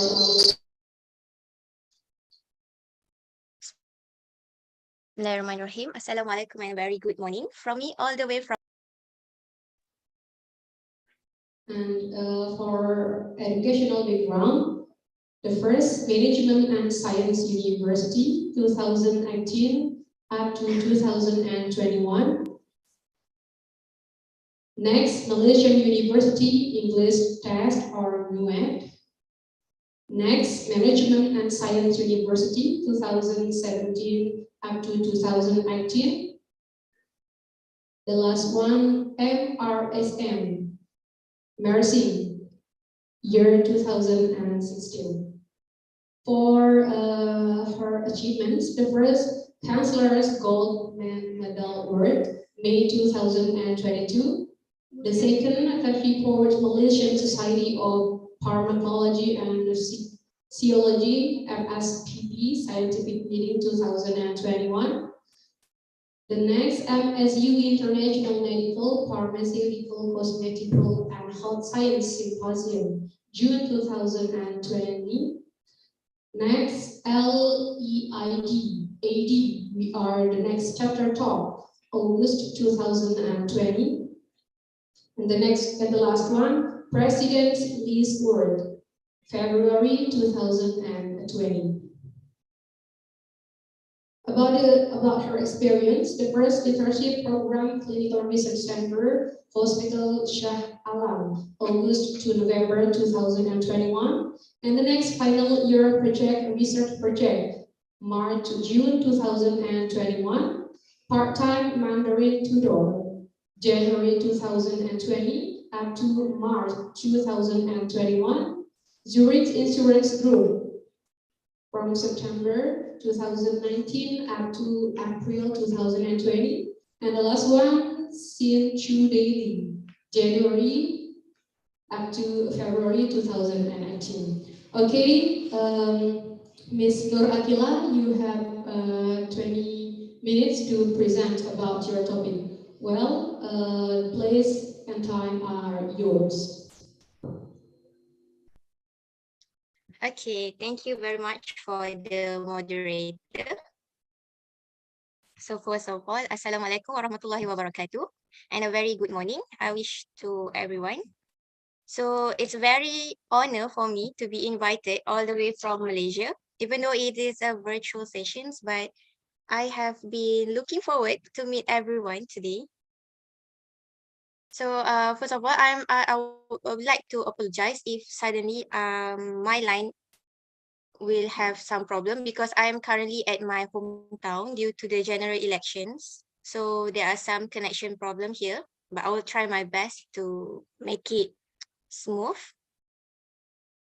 All right, so before I begin with my session, with my sharing sessions, I would like to briefly introduce about myself, even though the moderator has did a very good job about the introductions. So basically, my name is Nur Akila Shafika. Everyone can address me as Akila. I'm currently 23 years old, just graduated last year from the Bachelor in Medical Science program. I finished my study last year, basically, but my convocation ceremony just been conducted this year. And currently I'm doing my fast track PhD in neuroscience field, which I specialize in the epigenetic study in the area of attention impairment. So since I'm going to share about how English did give an impact for me to reach my dreams, I would have to share a bit about my study journey. So this is how English plays an important role in my success journey. So as you can see, I graduated from my bachelor study with the Chancellor Gold Medal Award. And this is a piece of newspaper where it shares about my journey on how to get the award. And so this is a picture of me where I've been chosen to actually give a speech during my convocation ceremony. So basically, talking about English, I remember the first time I stepped in the university life, I can't even speak. I can't even speak well in English, and I do not have the confidence to speak. So it is because, let me briefly introduce about the exposure to the English subject in Malaysia. Basically, we are all being exposed to the English subject since the kindergarten, 4 to 6 years old, maybe, and then followed by the primary school, secondary school, college, and university. But the thing is, in Malaysia, most of us are being focused on the writing part, the writing skills and the reading skills, not the speaking skills. It depends on the environment, the family background, and how the school implement the skills on the students. As for me, because I'm coming from Chinese school, so it quite challenging for me to learn English, especially in terms of the speaking skills. And apart from that, because of I am the product of the interracial marriage, my family, half of them are Chinese. So it's increased the challenges for me to actually to be able to speak in English back then, because my native language is actually Mandarin and Malay, of course. So I have a very big struggle to actually learn and speak in English. So this is how I started. Okay, so and then when I enrolled the university life during the college period around 2017, I am coming from a non-government university, management and science university. So basically, in non-government kind of university, our main language, main conversation language, and main education language in the university would be in English, no matter what kind of program, what kind of project, all must be conducted in English only. So it has been my biggest struggle ever. So I remember the first time I need to be introduced myself during the orientations, I do prepare a script just to simply introduce about myself. Oh, my name is Nur Akila Shafika and I'm coming from Johor. All of that is a very simple conversation, but I have to make it scripted because I cannot speak in English. Because I cannot speak in English.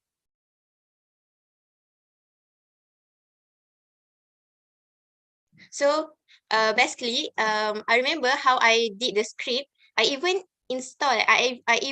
put it, slot in the laughing station in the script. For an example, my name is Nur Akila Shafika. I am currently 18 years old. Ha ha ha. I even put that laugh inside my script because of the inability for me to speak. So how I change my embark journey from someone who cannot speak, who cannot understand English, into someone who involved globally and nationally and internationally until I able to graduate with such award. So let me share my personal experience. So first of all, of course, the first thing that I did last time is to get my positive circle. It kind of a cliche point, right? But it did give some very important impact to my English journey. I remember one of my friend is someone who who graduated from her high school, which is a very good high school, who can speak and write anything in English simply like ABC. So I got that one friend. So the thing is, I quickly create a bonding with her and be friend with her in order for me to learn more from her. So positive circle is a very important for everyone when everyone enter the university life, because you need to reach out for help. So what I did last time, I tried to make the first step first. I love to learn new vocabulary. For example, I love to search for the synonym or the phrases for the English term that we have been usually used. For example, giving informations. So when I do some research on what other phrases that we can use, then the Google will tell us about the words, right? But the thing is, not every word is suitable to be used in the sentence or the paragraph. What I did is I simply use every words that I learned into my report, my lab report, because I'm coming from the medical medical line. So I have I have a lot of report to be done in a week. I have like 50 to 60 lab reports to be done in a week since my college years, since my foundation years until my degree years. So the thing is, I cannot finish the work if I do not understand, if I'm not performing well in English, right? So what I did is I learned the new vocabulary and I just simply use it in my reports, and then I give it to my friends. I asked her to check about my report, and she is having a very tough time with me as well. I think she will have I think she have a very severe headache to actually check on my report, because I simply put every words together in order for me to look clever back then, because I would like to use new term, new phrases, and that's how I started my first step to learn English. And then she will just, no, this is not suitable, this is not the words, this is not, she will just point out the point that I put in the reports, and that's how I learn. I think more than 3 times I've been rejected every time I submit my report to my friends. But that's how you learn. You need to do the mistake first. I think you need to be bold to take the first step. I think I know everyone will think that it's such a wasting time to do the report and then to be rejected and then to do it again, but that's how you will learn. You need to do the mistake first. And yeah, you need the positive circle for you to be able to do the mistake, because they will not condemn you, they will not mock you, they will not like simply laughing at you. So this is how I improve, and I give myself a time frame and a period of time to improve in terms of the vocab. I give about one year for myself to improve in this area. And I love to review people's work. I will ask from my lecturers, I will ask from my friends to at least give me some previous report, not to cheat and not to copy from them, but it is how we learn on how to get the structure and how we learn to get the idea, you know. And I think it is very important for us to review other people's works, and you can get people works from everywhere nowadays. Everything is on your fingertips nowadays. You can check on the Google, you know, the library, the virtual library. Depends on your university. I know each university will have the virtual library for everyone to review others' work. And I think this is a very important point for you to start with. And this is how I able to make myself be confident and be able to speak in just 1 year. In just 1 year, yes. I remember in 2018, I was already able to speak in front of the people. I am able to speak in front of the university students on the stage at that time. And apart from your small circle, you can actually start your journey by joining an associations, I think. Yeah, because I remember on 2017, when I cannot even speak, but I already joined an associations. At that time is the IMSA, International Medical School Associations. I joined as the bureau last time, as the Art and Culture Bureau. But through the associations, you will be given a lot of obligations to conduct the program, to conduct the project, and all of them need English for you to be able to finish the job, you know. And that's how I able to improve my confidence as well to speak, even though I am using the broken English last time. But the first thing is to make the first step and get your positive circle. That is the very strong foundation to start with. Yeah. And then do not afraid to make English as part of your life. When we talk about being part of your life, it means it cover all aspect in your life. Keep practicing. I remember I always talk in English, broken English, I mean. Yeah, I keep talking to my friends, I keep talking to my lecturer, to my classmates, to my association mates, and sometimes, you know, you will be laughed, you will be mocked, you know.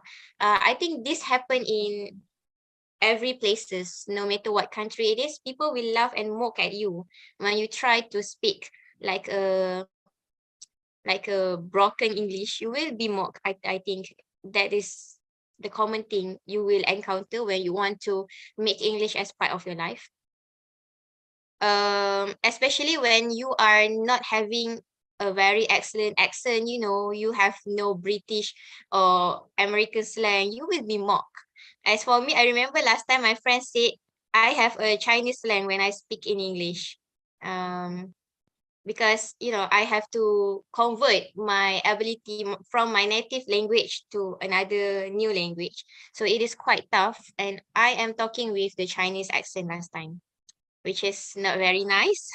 But the thing is, keep practicing. You talk in English, you write in English, you know, when you post something in your Twitter, Instagram, your Facebook, just use English as part of the medium for you to improve.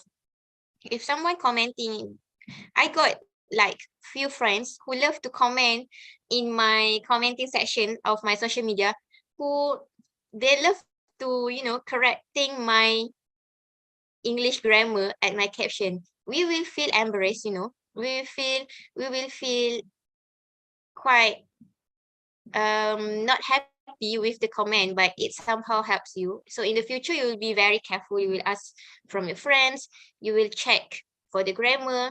That is how you actually improve your English. And of course, spend some time to read.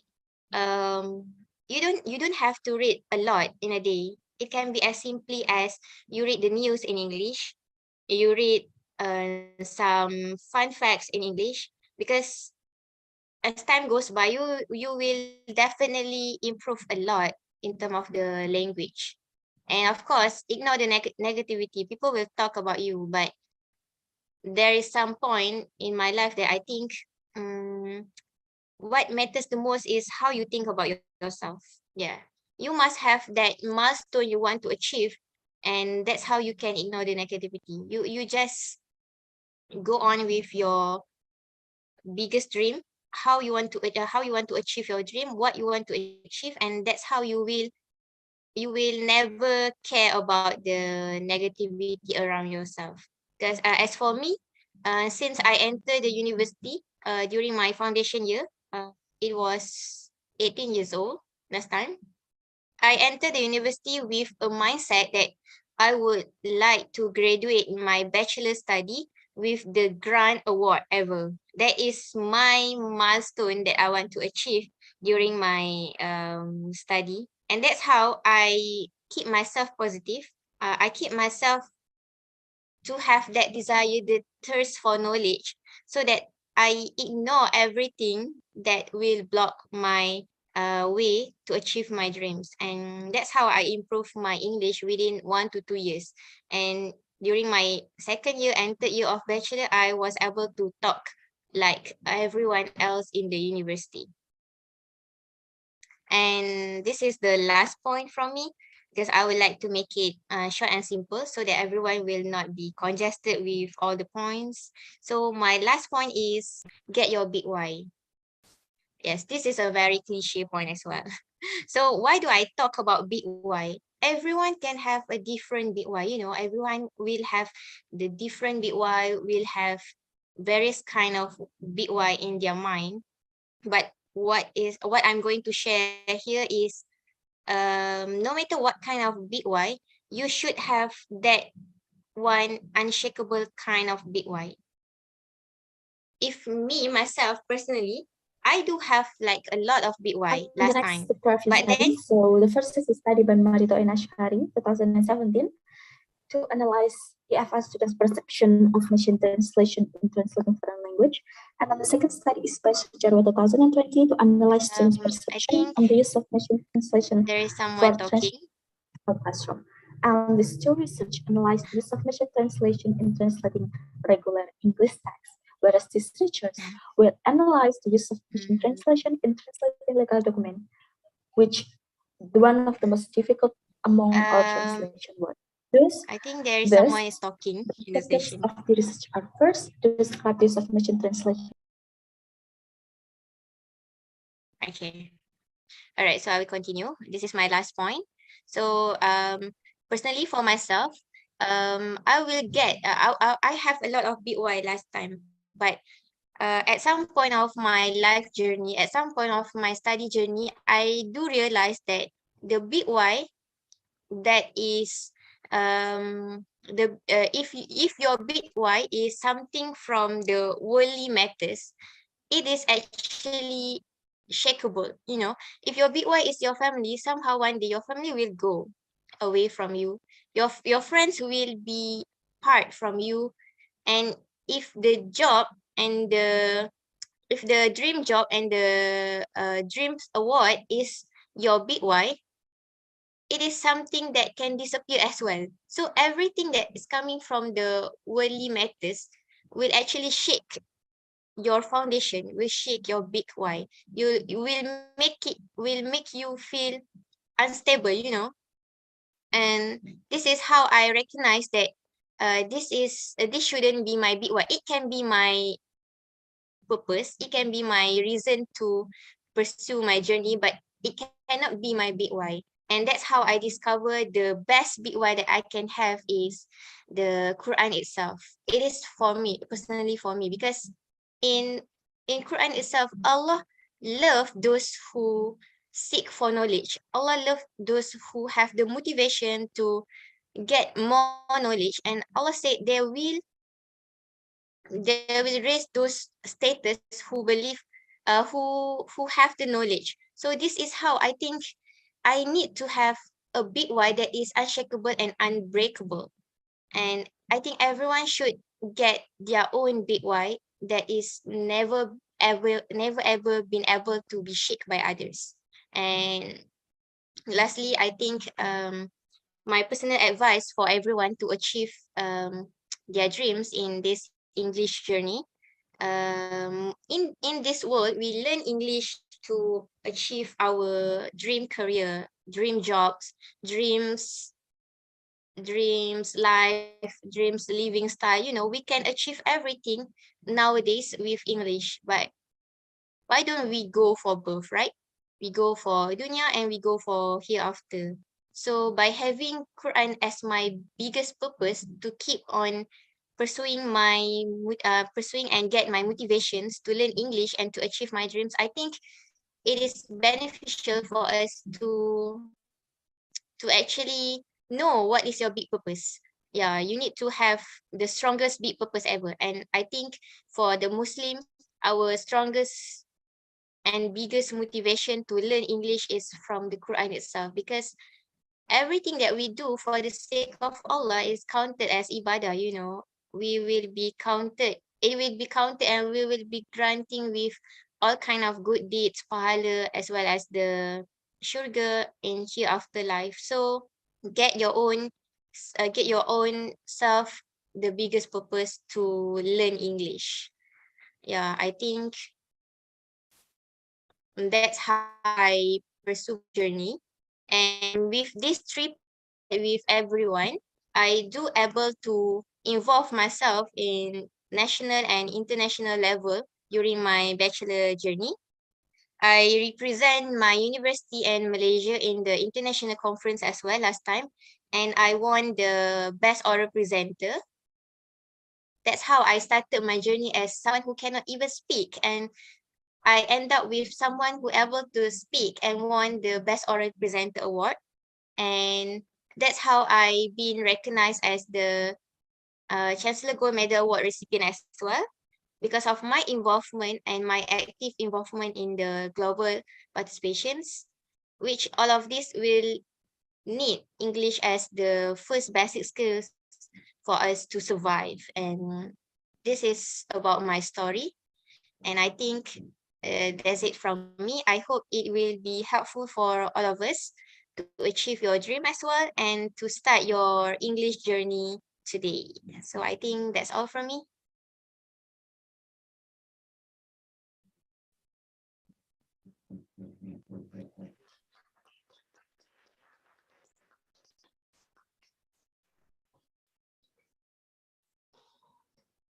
Thank you so much. Okay, thank you so much to Ms. Nur Akila Shahida. For all our audiences, that you can take a note from Ms. Nur Akila Shahida presentation. She shares quite range of the way to learn English. We have to get used to keep practicing, such as talking, writing, and reading in English language. And of course, surround ourselves with supporting people also really matter for our learning English process. And also for the other choices, we can take advantage of our social media to learn English by ourselves. Okay, Ms. Nur Akila Shahida, thank you so much for the nice presentation. Have a great day. Okay, we move to the last speaker for the first session. We are already with our sister here, Ms. Yunisa Putri. Okay, Ms. Yunisa Putri, you have 20 minutes to present about your topic. But before that, I'm gonna read about your profile first.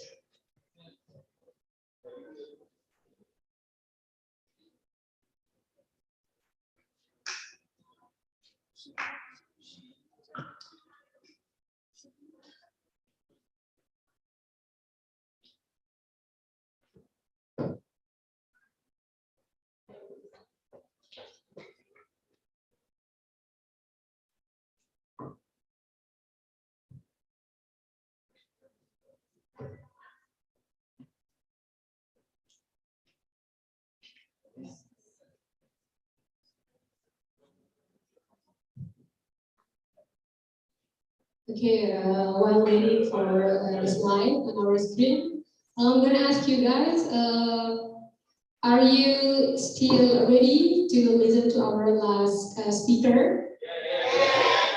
Okay, I wish you stay on fire, okay, because all of the presentation that will be delivered by our speaker is literally beneficial for our life and of course for our future.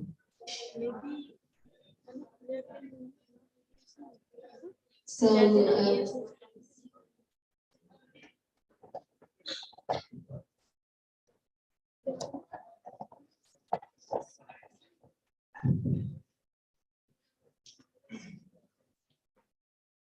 okay, for going to Ms. Yunisa Putri presentation, I would like to read about her profile first. Name Yunisa Putri, about her educational background. 2016 after 2019, she was a student in Islamic boarding school, junior high school up to senior high school, MA Putri Nurul Hakim Lombok, majoring in social science. Okay, and now she is a college student at Islamic University of Mataram, 2020. experiences, and awards or scholarship. The first, UGRAD 2020 Paris event. Next, General English Teacher at TPID. The next, the winner of argumentative essay competitions of Festival Bahasa keempat at UIN Mataram. And the best speaker of SAEF 2022 and TBRI debate competition 2022.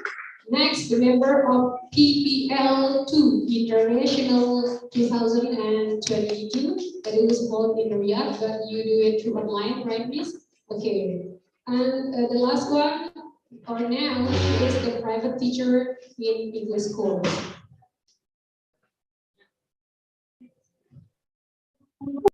Okay, so we are a student at Islamic University of Mataram, especially in English Education Department. We are really proud that we have Miss Yunisa Putri with us.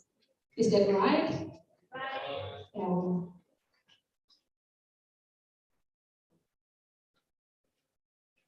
Okay, well, ready for the screen. We would like to invite our speaker, Miss Yunisa Putri. Please, the place and time are yours. Thank you, Ms. Manu. Okay, Bismillahirrahmanirrahim. Assalamualaikum warahmatullahi wabarakatuh. Before I'm going to deliver my speech, guys, I don't want to this thing. I'll let you. Wow. Okay. Alhamdulillahirrahmanirrahim. Wabihi nasta'in wa ala bihi. Thank you so much for all of the participants who has been here, and really guys, it's an honor to be here as the invited speaker, and you will know my name. Okay, we wait for the screen, guys.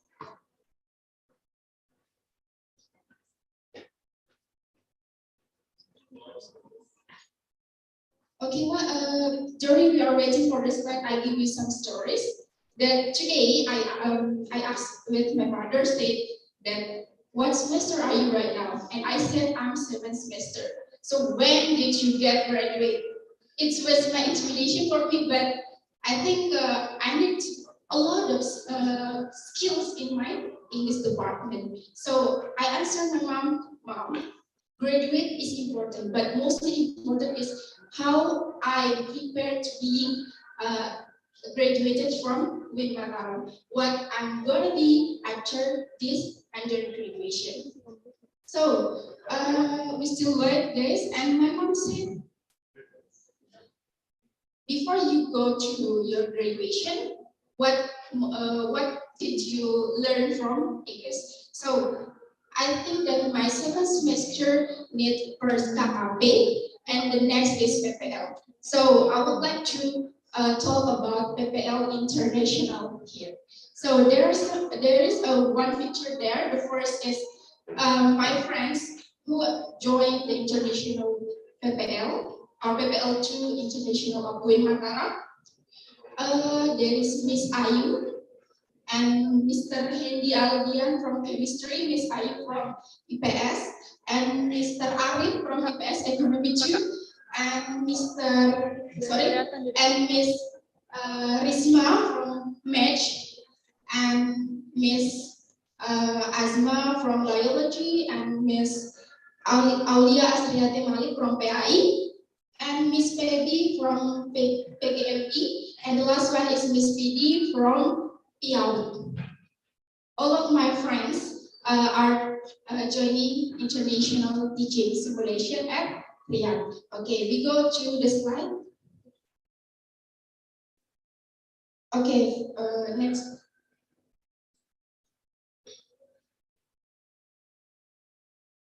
Okay, this is the video that I conduct when I teach my student, my international students.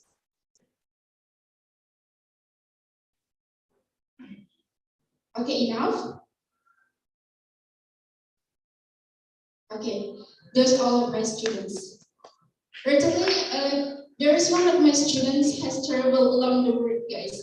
So it's made me such challenges to teach them who have a English as a mother tongue, and I am as English foreign learner.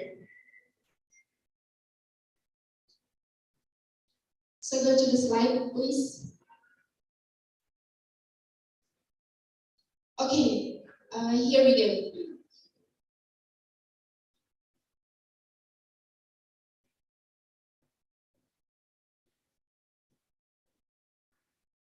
Okay, teaching our practical field experience with Collab, PPL to international teaching simulation and okay, pause please. Why international teaching practical field experience? This activity was held with the aim of strengthening international cooperation with schools in Syria. Apart from that, the selected PPL team participants can have different experiences, said Dr. Safarudin, MAG. Who knows who Dr. Safarudin, MAG? Oh, okay, you need to find out, guys. Okay. So, why international teaching experience? Because it will conduct a cooperative, international cooperation with among universities and SIL Riyadh. SIL Riyadh means Sekolah Indonesia Luar Negeri Riyadh. Okay, next slide.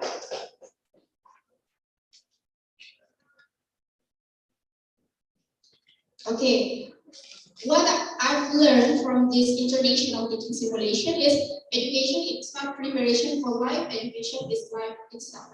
So, guys, education is not for preparation. Why I say like this? Because every day you can learn, every day you can see the most knowledge around of you. So, if you only preparation, education for life, it's not enough. Actually, education is a part of your life. So, the next slide.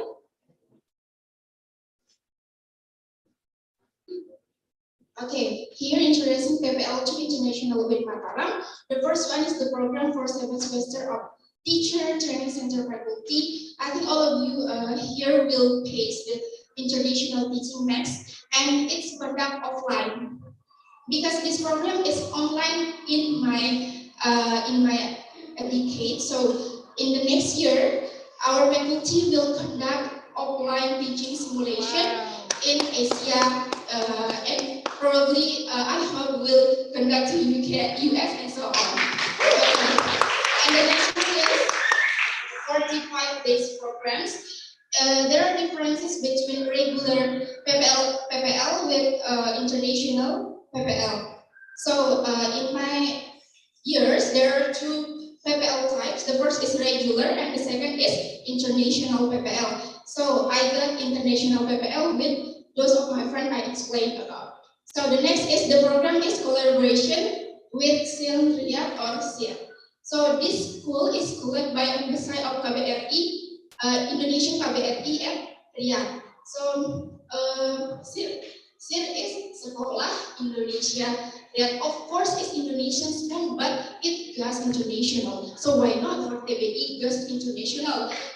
Especially this is the juniors high school. So in SIL, there is a elementary school, junior high school until senior high school. So they provide their students very carefully by introducing tuple, IELTS, and so on. It's nearly for young learners, so not only for university or college.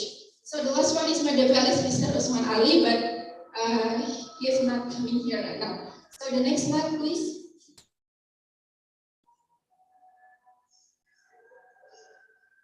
Okay, aims and goals. The first is the main purpose of this program. Are the strengthened cooperation among international and local institutions, the largest education field community, and realizing Tri Dharma University. So the purpose of this program is to get largest or networking, not only among the not only for locally but internationally. So we did this event to get largest community in education.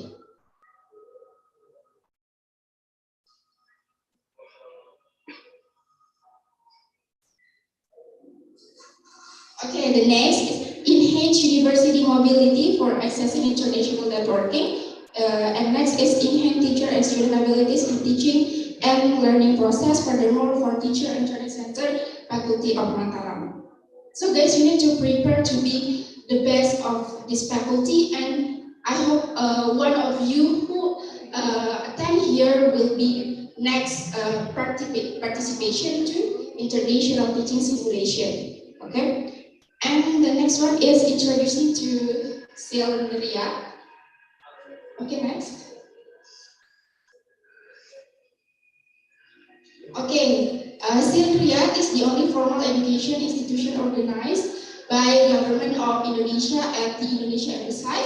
So, Ministry of Education and Culture and the School Committee located in area adjacent Indonesian Embassy, which is located Nawab Ibnu Abdul Aziz Street. So, serving education for Indonesian people in Riyadh, starting from oh yes, there is take there, guys. So, and the next, let's go to my English class, please. Okay, here we go. There are 19 students in my class. It is a second grade of junior high school. 12 my students is from locally, and 7 of my students is international students. So I remember that one of my students has traveled along the world. At the first meeting, he said that, "Hello, ma'am. My name is Diego." Yes, I already remember his name. His name is Diego, and he was travel around the world because her mother and her father already exist in one place.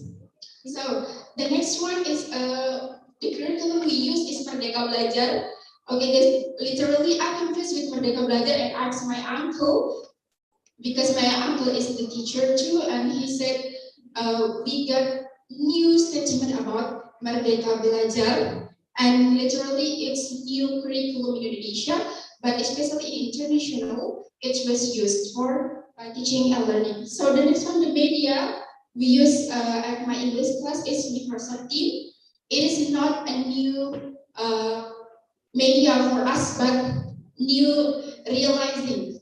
So in this case, Microsoft Teams help the teacher and student get collaborative learning, because in Microsoft Teams there are not beautiful but complete features to all of you, and make easier to teach and make easier to student to access the Microsoft Teams itself. So the next one is there are 6 lesson plans I've made, but I only use 4 lesson plans because we conduct 45 days, and for meeting conduct lesson. Okay, next slide. Okay, the first one in my class, the first one I made them. I need to know students' knowledge background. Of course, this is important for all of you who want to be a teacher soon. The first one is you need to know background knowledge, help students make connection with new information, and help them understand concept. So you need to analyze your student background, what their level, especially for teach English, you need to know their proficiency first. Why? Because if you know your student background, it will be easier to conduct the teaching, what media are usually easier to use, and what kind of strategy you will use for teaching and learning. Not only to make you feel comfortable to teach, but make your student eligible and easier to understand what you teach for them. Okay, next slide. Okay, here we go, the curriculum, Merdeka Belajar. The first is flexible learning. The second was innovative teaching and learning, and the next, link and match. So why I said this flexible learning? Because from Merdeka Belajar, you can use everything you want to use in learning. Every media available to learn, because the concept of Merdeka Belajar is to create the student with their maturity. So I mean, if you have a low school but you need to be a teacher, that is eligible. Okay, so the next slide. Okay, my activity in class, there is speaking, reading, writing, practice, and listening. But mostly important is practice here. So all of this activity, I think all of you have done in your class list. So we move to the next slide.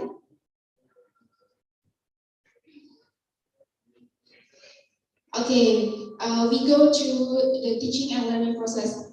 First meeting, it is online meeting, 40 minutes, you can see that. So talk about the narrative text for enhancing student speaking skill through telling story. So I would like to say all of my students are clear in speaking, but most challenges is the first is self-confidence. They can't want to speak by English, but self-confidence is less. So the next one is mother tongue. You know, accent of Arabic, but mostly we know our familiar is Indian accent. Okay, but this is from my local students. This is from my local students, 12 local students, and 7 international students in my class are surgeons in speaking, and they have a lot of experience to talk with native speakers than me.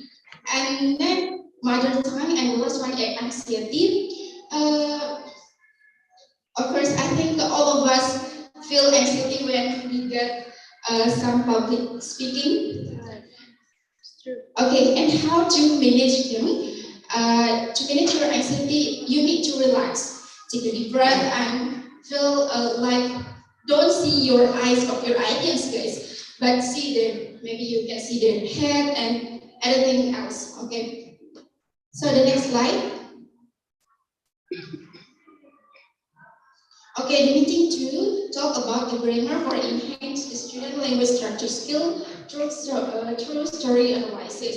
So the challenges here is students might feel bored. So because I conduct demonstrative discussion and Q&A session for my class, but sometimes my students feel bored because everyone are afraid to learn grammar. Why? Because I know that grammar is mostly difficult in English speaking skill, but don't worry about the grammar. You need to practice a lot and don't be afraid to say what in your mind. Okay, the next one, afraid to write. So most of us is know about afraid to write something in English because don't worry guys, we have a lot of application you can use. The first, I think all of you know about Grammarly and so on. Okay, so because of that, don't worry, don't be afraid to write something in English. So the next one, next slide.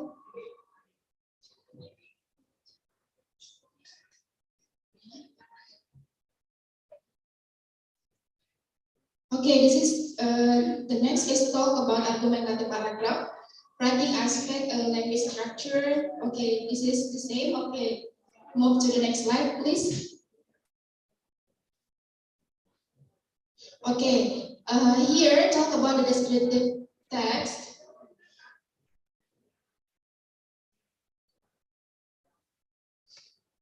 Meeting 4, sorry.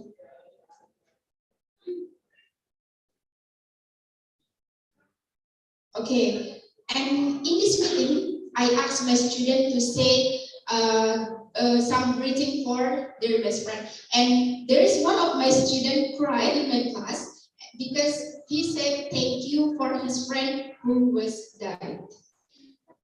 His name is Salman.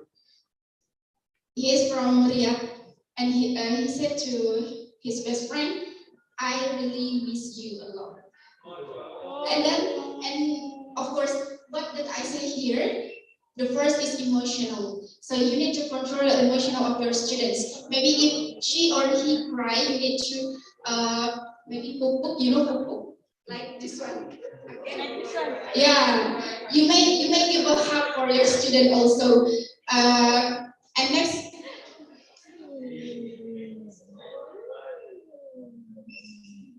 And next is you need to control your student behavior and attitude. But the mostly here is the time is limited. We already know that to learn about English need more practice and a lot of time to conduct English speaking well. So the next slide, please.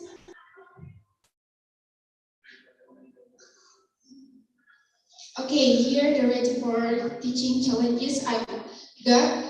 Of course, speaking is the highest number of my teaching challenges, and the next is writing, and the next is listening, and the last is reading.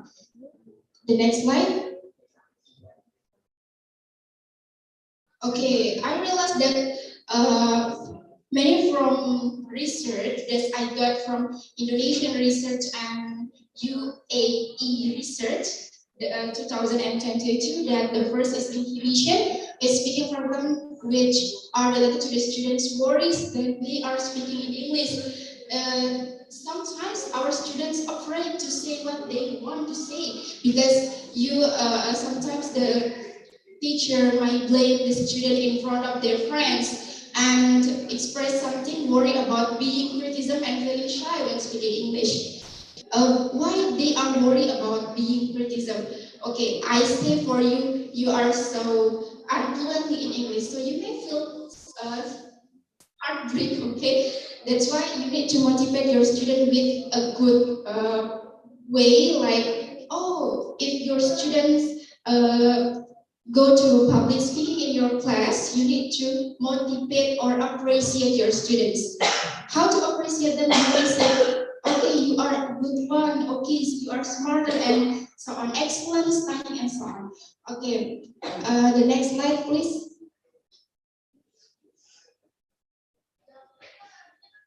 Okay, here we go, teaching strategy of speaking. That's for Paul 2003.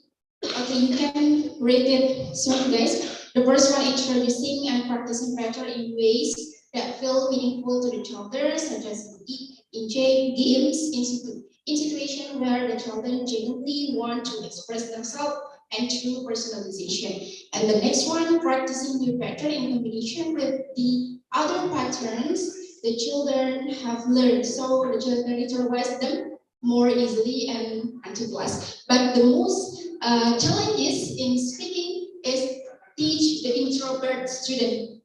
Okay, it's different with extrovert student. How to teach introvert student? You may make small group. You can divide your introvert students with extrovert students.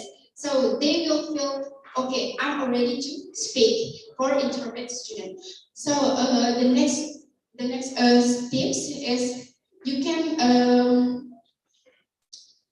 give them the topic or what they are love to talking. For introvert student may talk about anime and so on. Okay, the next slide, please.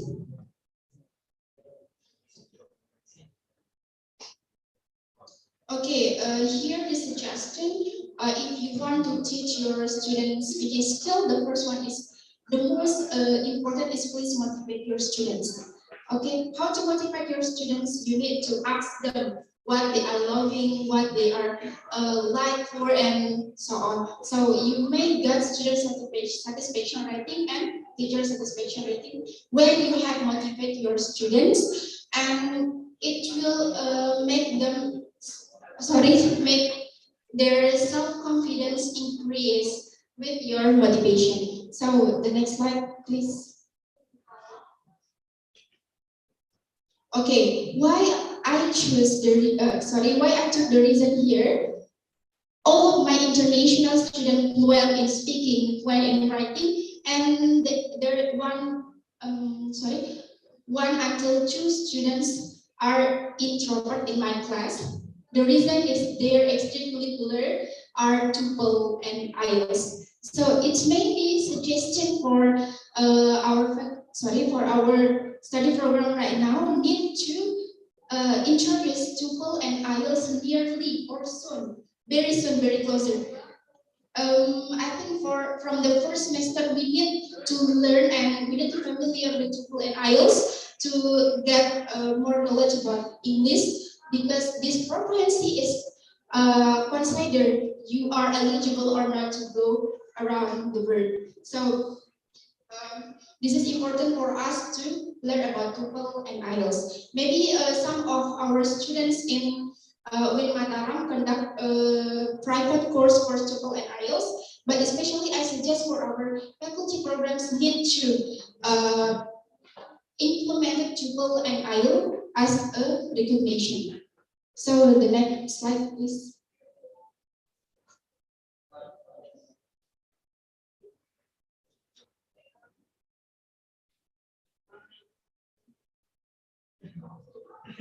Okay, here are some suggestions for my last point. The first was improve education level. So please be someone who thinks a lot of your life for education, especially for English as the case for traveling around the world. But you need to get more practice your English so you get a better score for test proficiency. So the next one is introducing TOEFL and IELTS sooner for students, not only for get better education, but for their better life.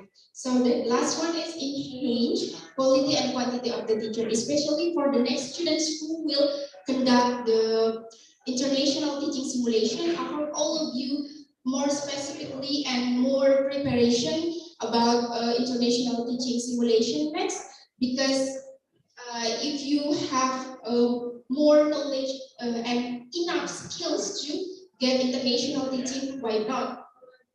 Okay, the beneficial of this program is you can put on the CV and make you are eligible to conduct better life, not only for education but all of aspect of your life. So thank you so much, everyone. If there is a question, just link for me or you can contact me. And the last I say, wassalamualaikum warahmatullahi wabarakatuh. Have a great day. Waalaikumsalam warahmatullahi wabarakatuh. Thank you so much to Ms. Putri. Well, guys, actually, the next session is a Q&A, question and answer. But unfortunately, we got our time is over. So, if you have any question or unclear information about everything that already explained by our speaker, please contact them by their email. The first for the first speaker, Mr. Zurhalki, 19@gmail.com, and for the next speaker, Ms. Akila Shafika, 05@gmail.com, and for the last speaker, Yunisa Putri, 52and4@gmail.com. So I would like to say thank you so much for all of our great speakers. Please give applause for them. Thank you for spending your valuable time. Thank you for getting our new knowledge and insights about everything that's related to English. And me, Munafian Al-Faidi, as the moderator in this conference session, I would like to say sorry for all mistakes that I have done during these presentations. And the last I say, Assalamualaikum warahmatullahi wabarakatuh.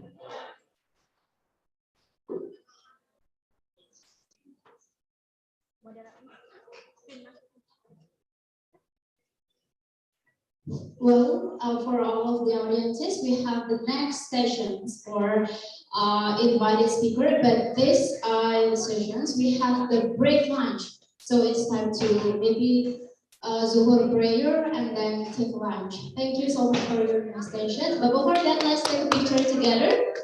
And yeah, just keep your seat. Tetap di posisi masing-masing because we will take a picture with our great invited speaker for today. I mean for this sessions. And the next, we will continue at 1 o'clock ya. Kita akan continue ke second sessions di jam 1 tepat. Jadi teman-teman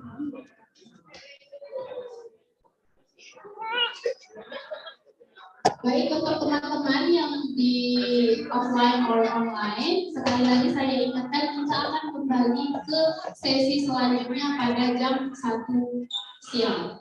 Terima kasih. Announcement to my beloved brother and sister. Don't forget, this evening we have final match for the tournament of Mobile Legends. So come and join us.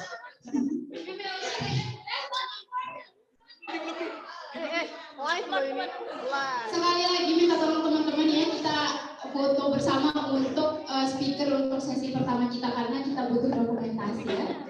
Sekali lagi silakan masuk ke seat masing-masing. Ya, untuk kenang-kenangan kita bahwa kita telah melaksanakan student conference, the first student conference ya, yang diadakan oleh siswa langsung. Jadi ini merupakan suatu kebanggaan bagi kita semua, terutama untuk mahasiswa TBI. Silakan teman-teman minta tolong yang sudah keluar masuk kembali. Ayo balik ke tempat. Enggak lama kok, cuma beberapa detik udah habis itu teman-teman bisa meninggalkan ruangan ini ya. Silakan untuk semua panitia silakan di depan, yang berada di luar silakan masuk. Dan untuk audiens silakan jangan ada yang di tangga, silakan ambil posisi dimanapun. Yang pakai baju koko putih silakan duduk. Panitia silakan di depan. Audiens boleh berdiri semuanya, audiens. Please.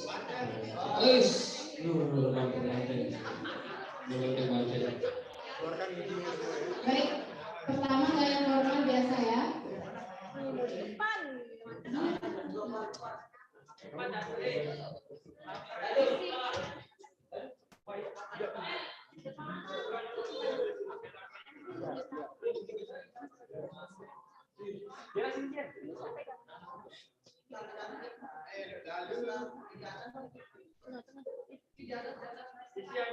Kosong lima. Di tengah tolong guys.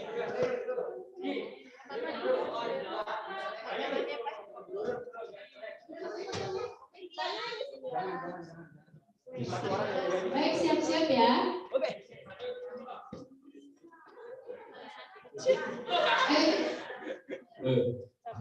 Wah, kawan ya.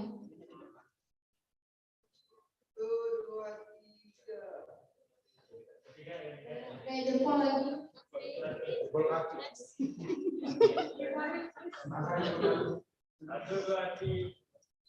Oke, for the last gangguan Esa ya, silakan lead us.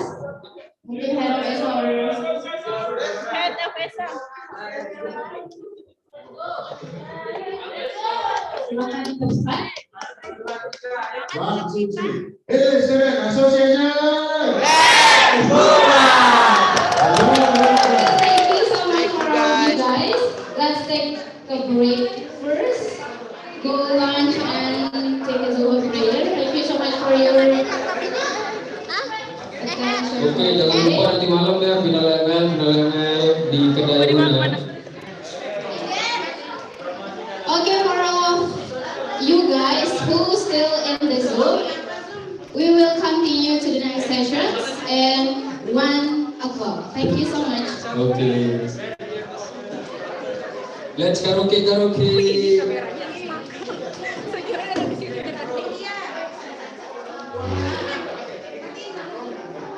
Live-nya gimana nih? Tetap live-nya.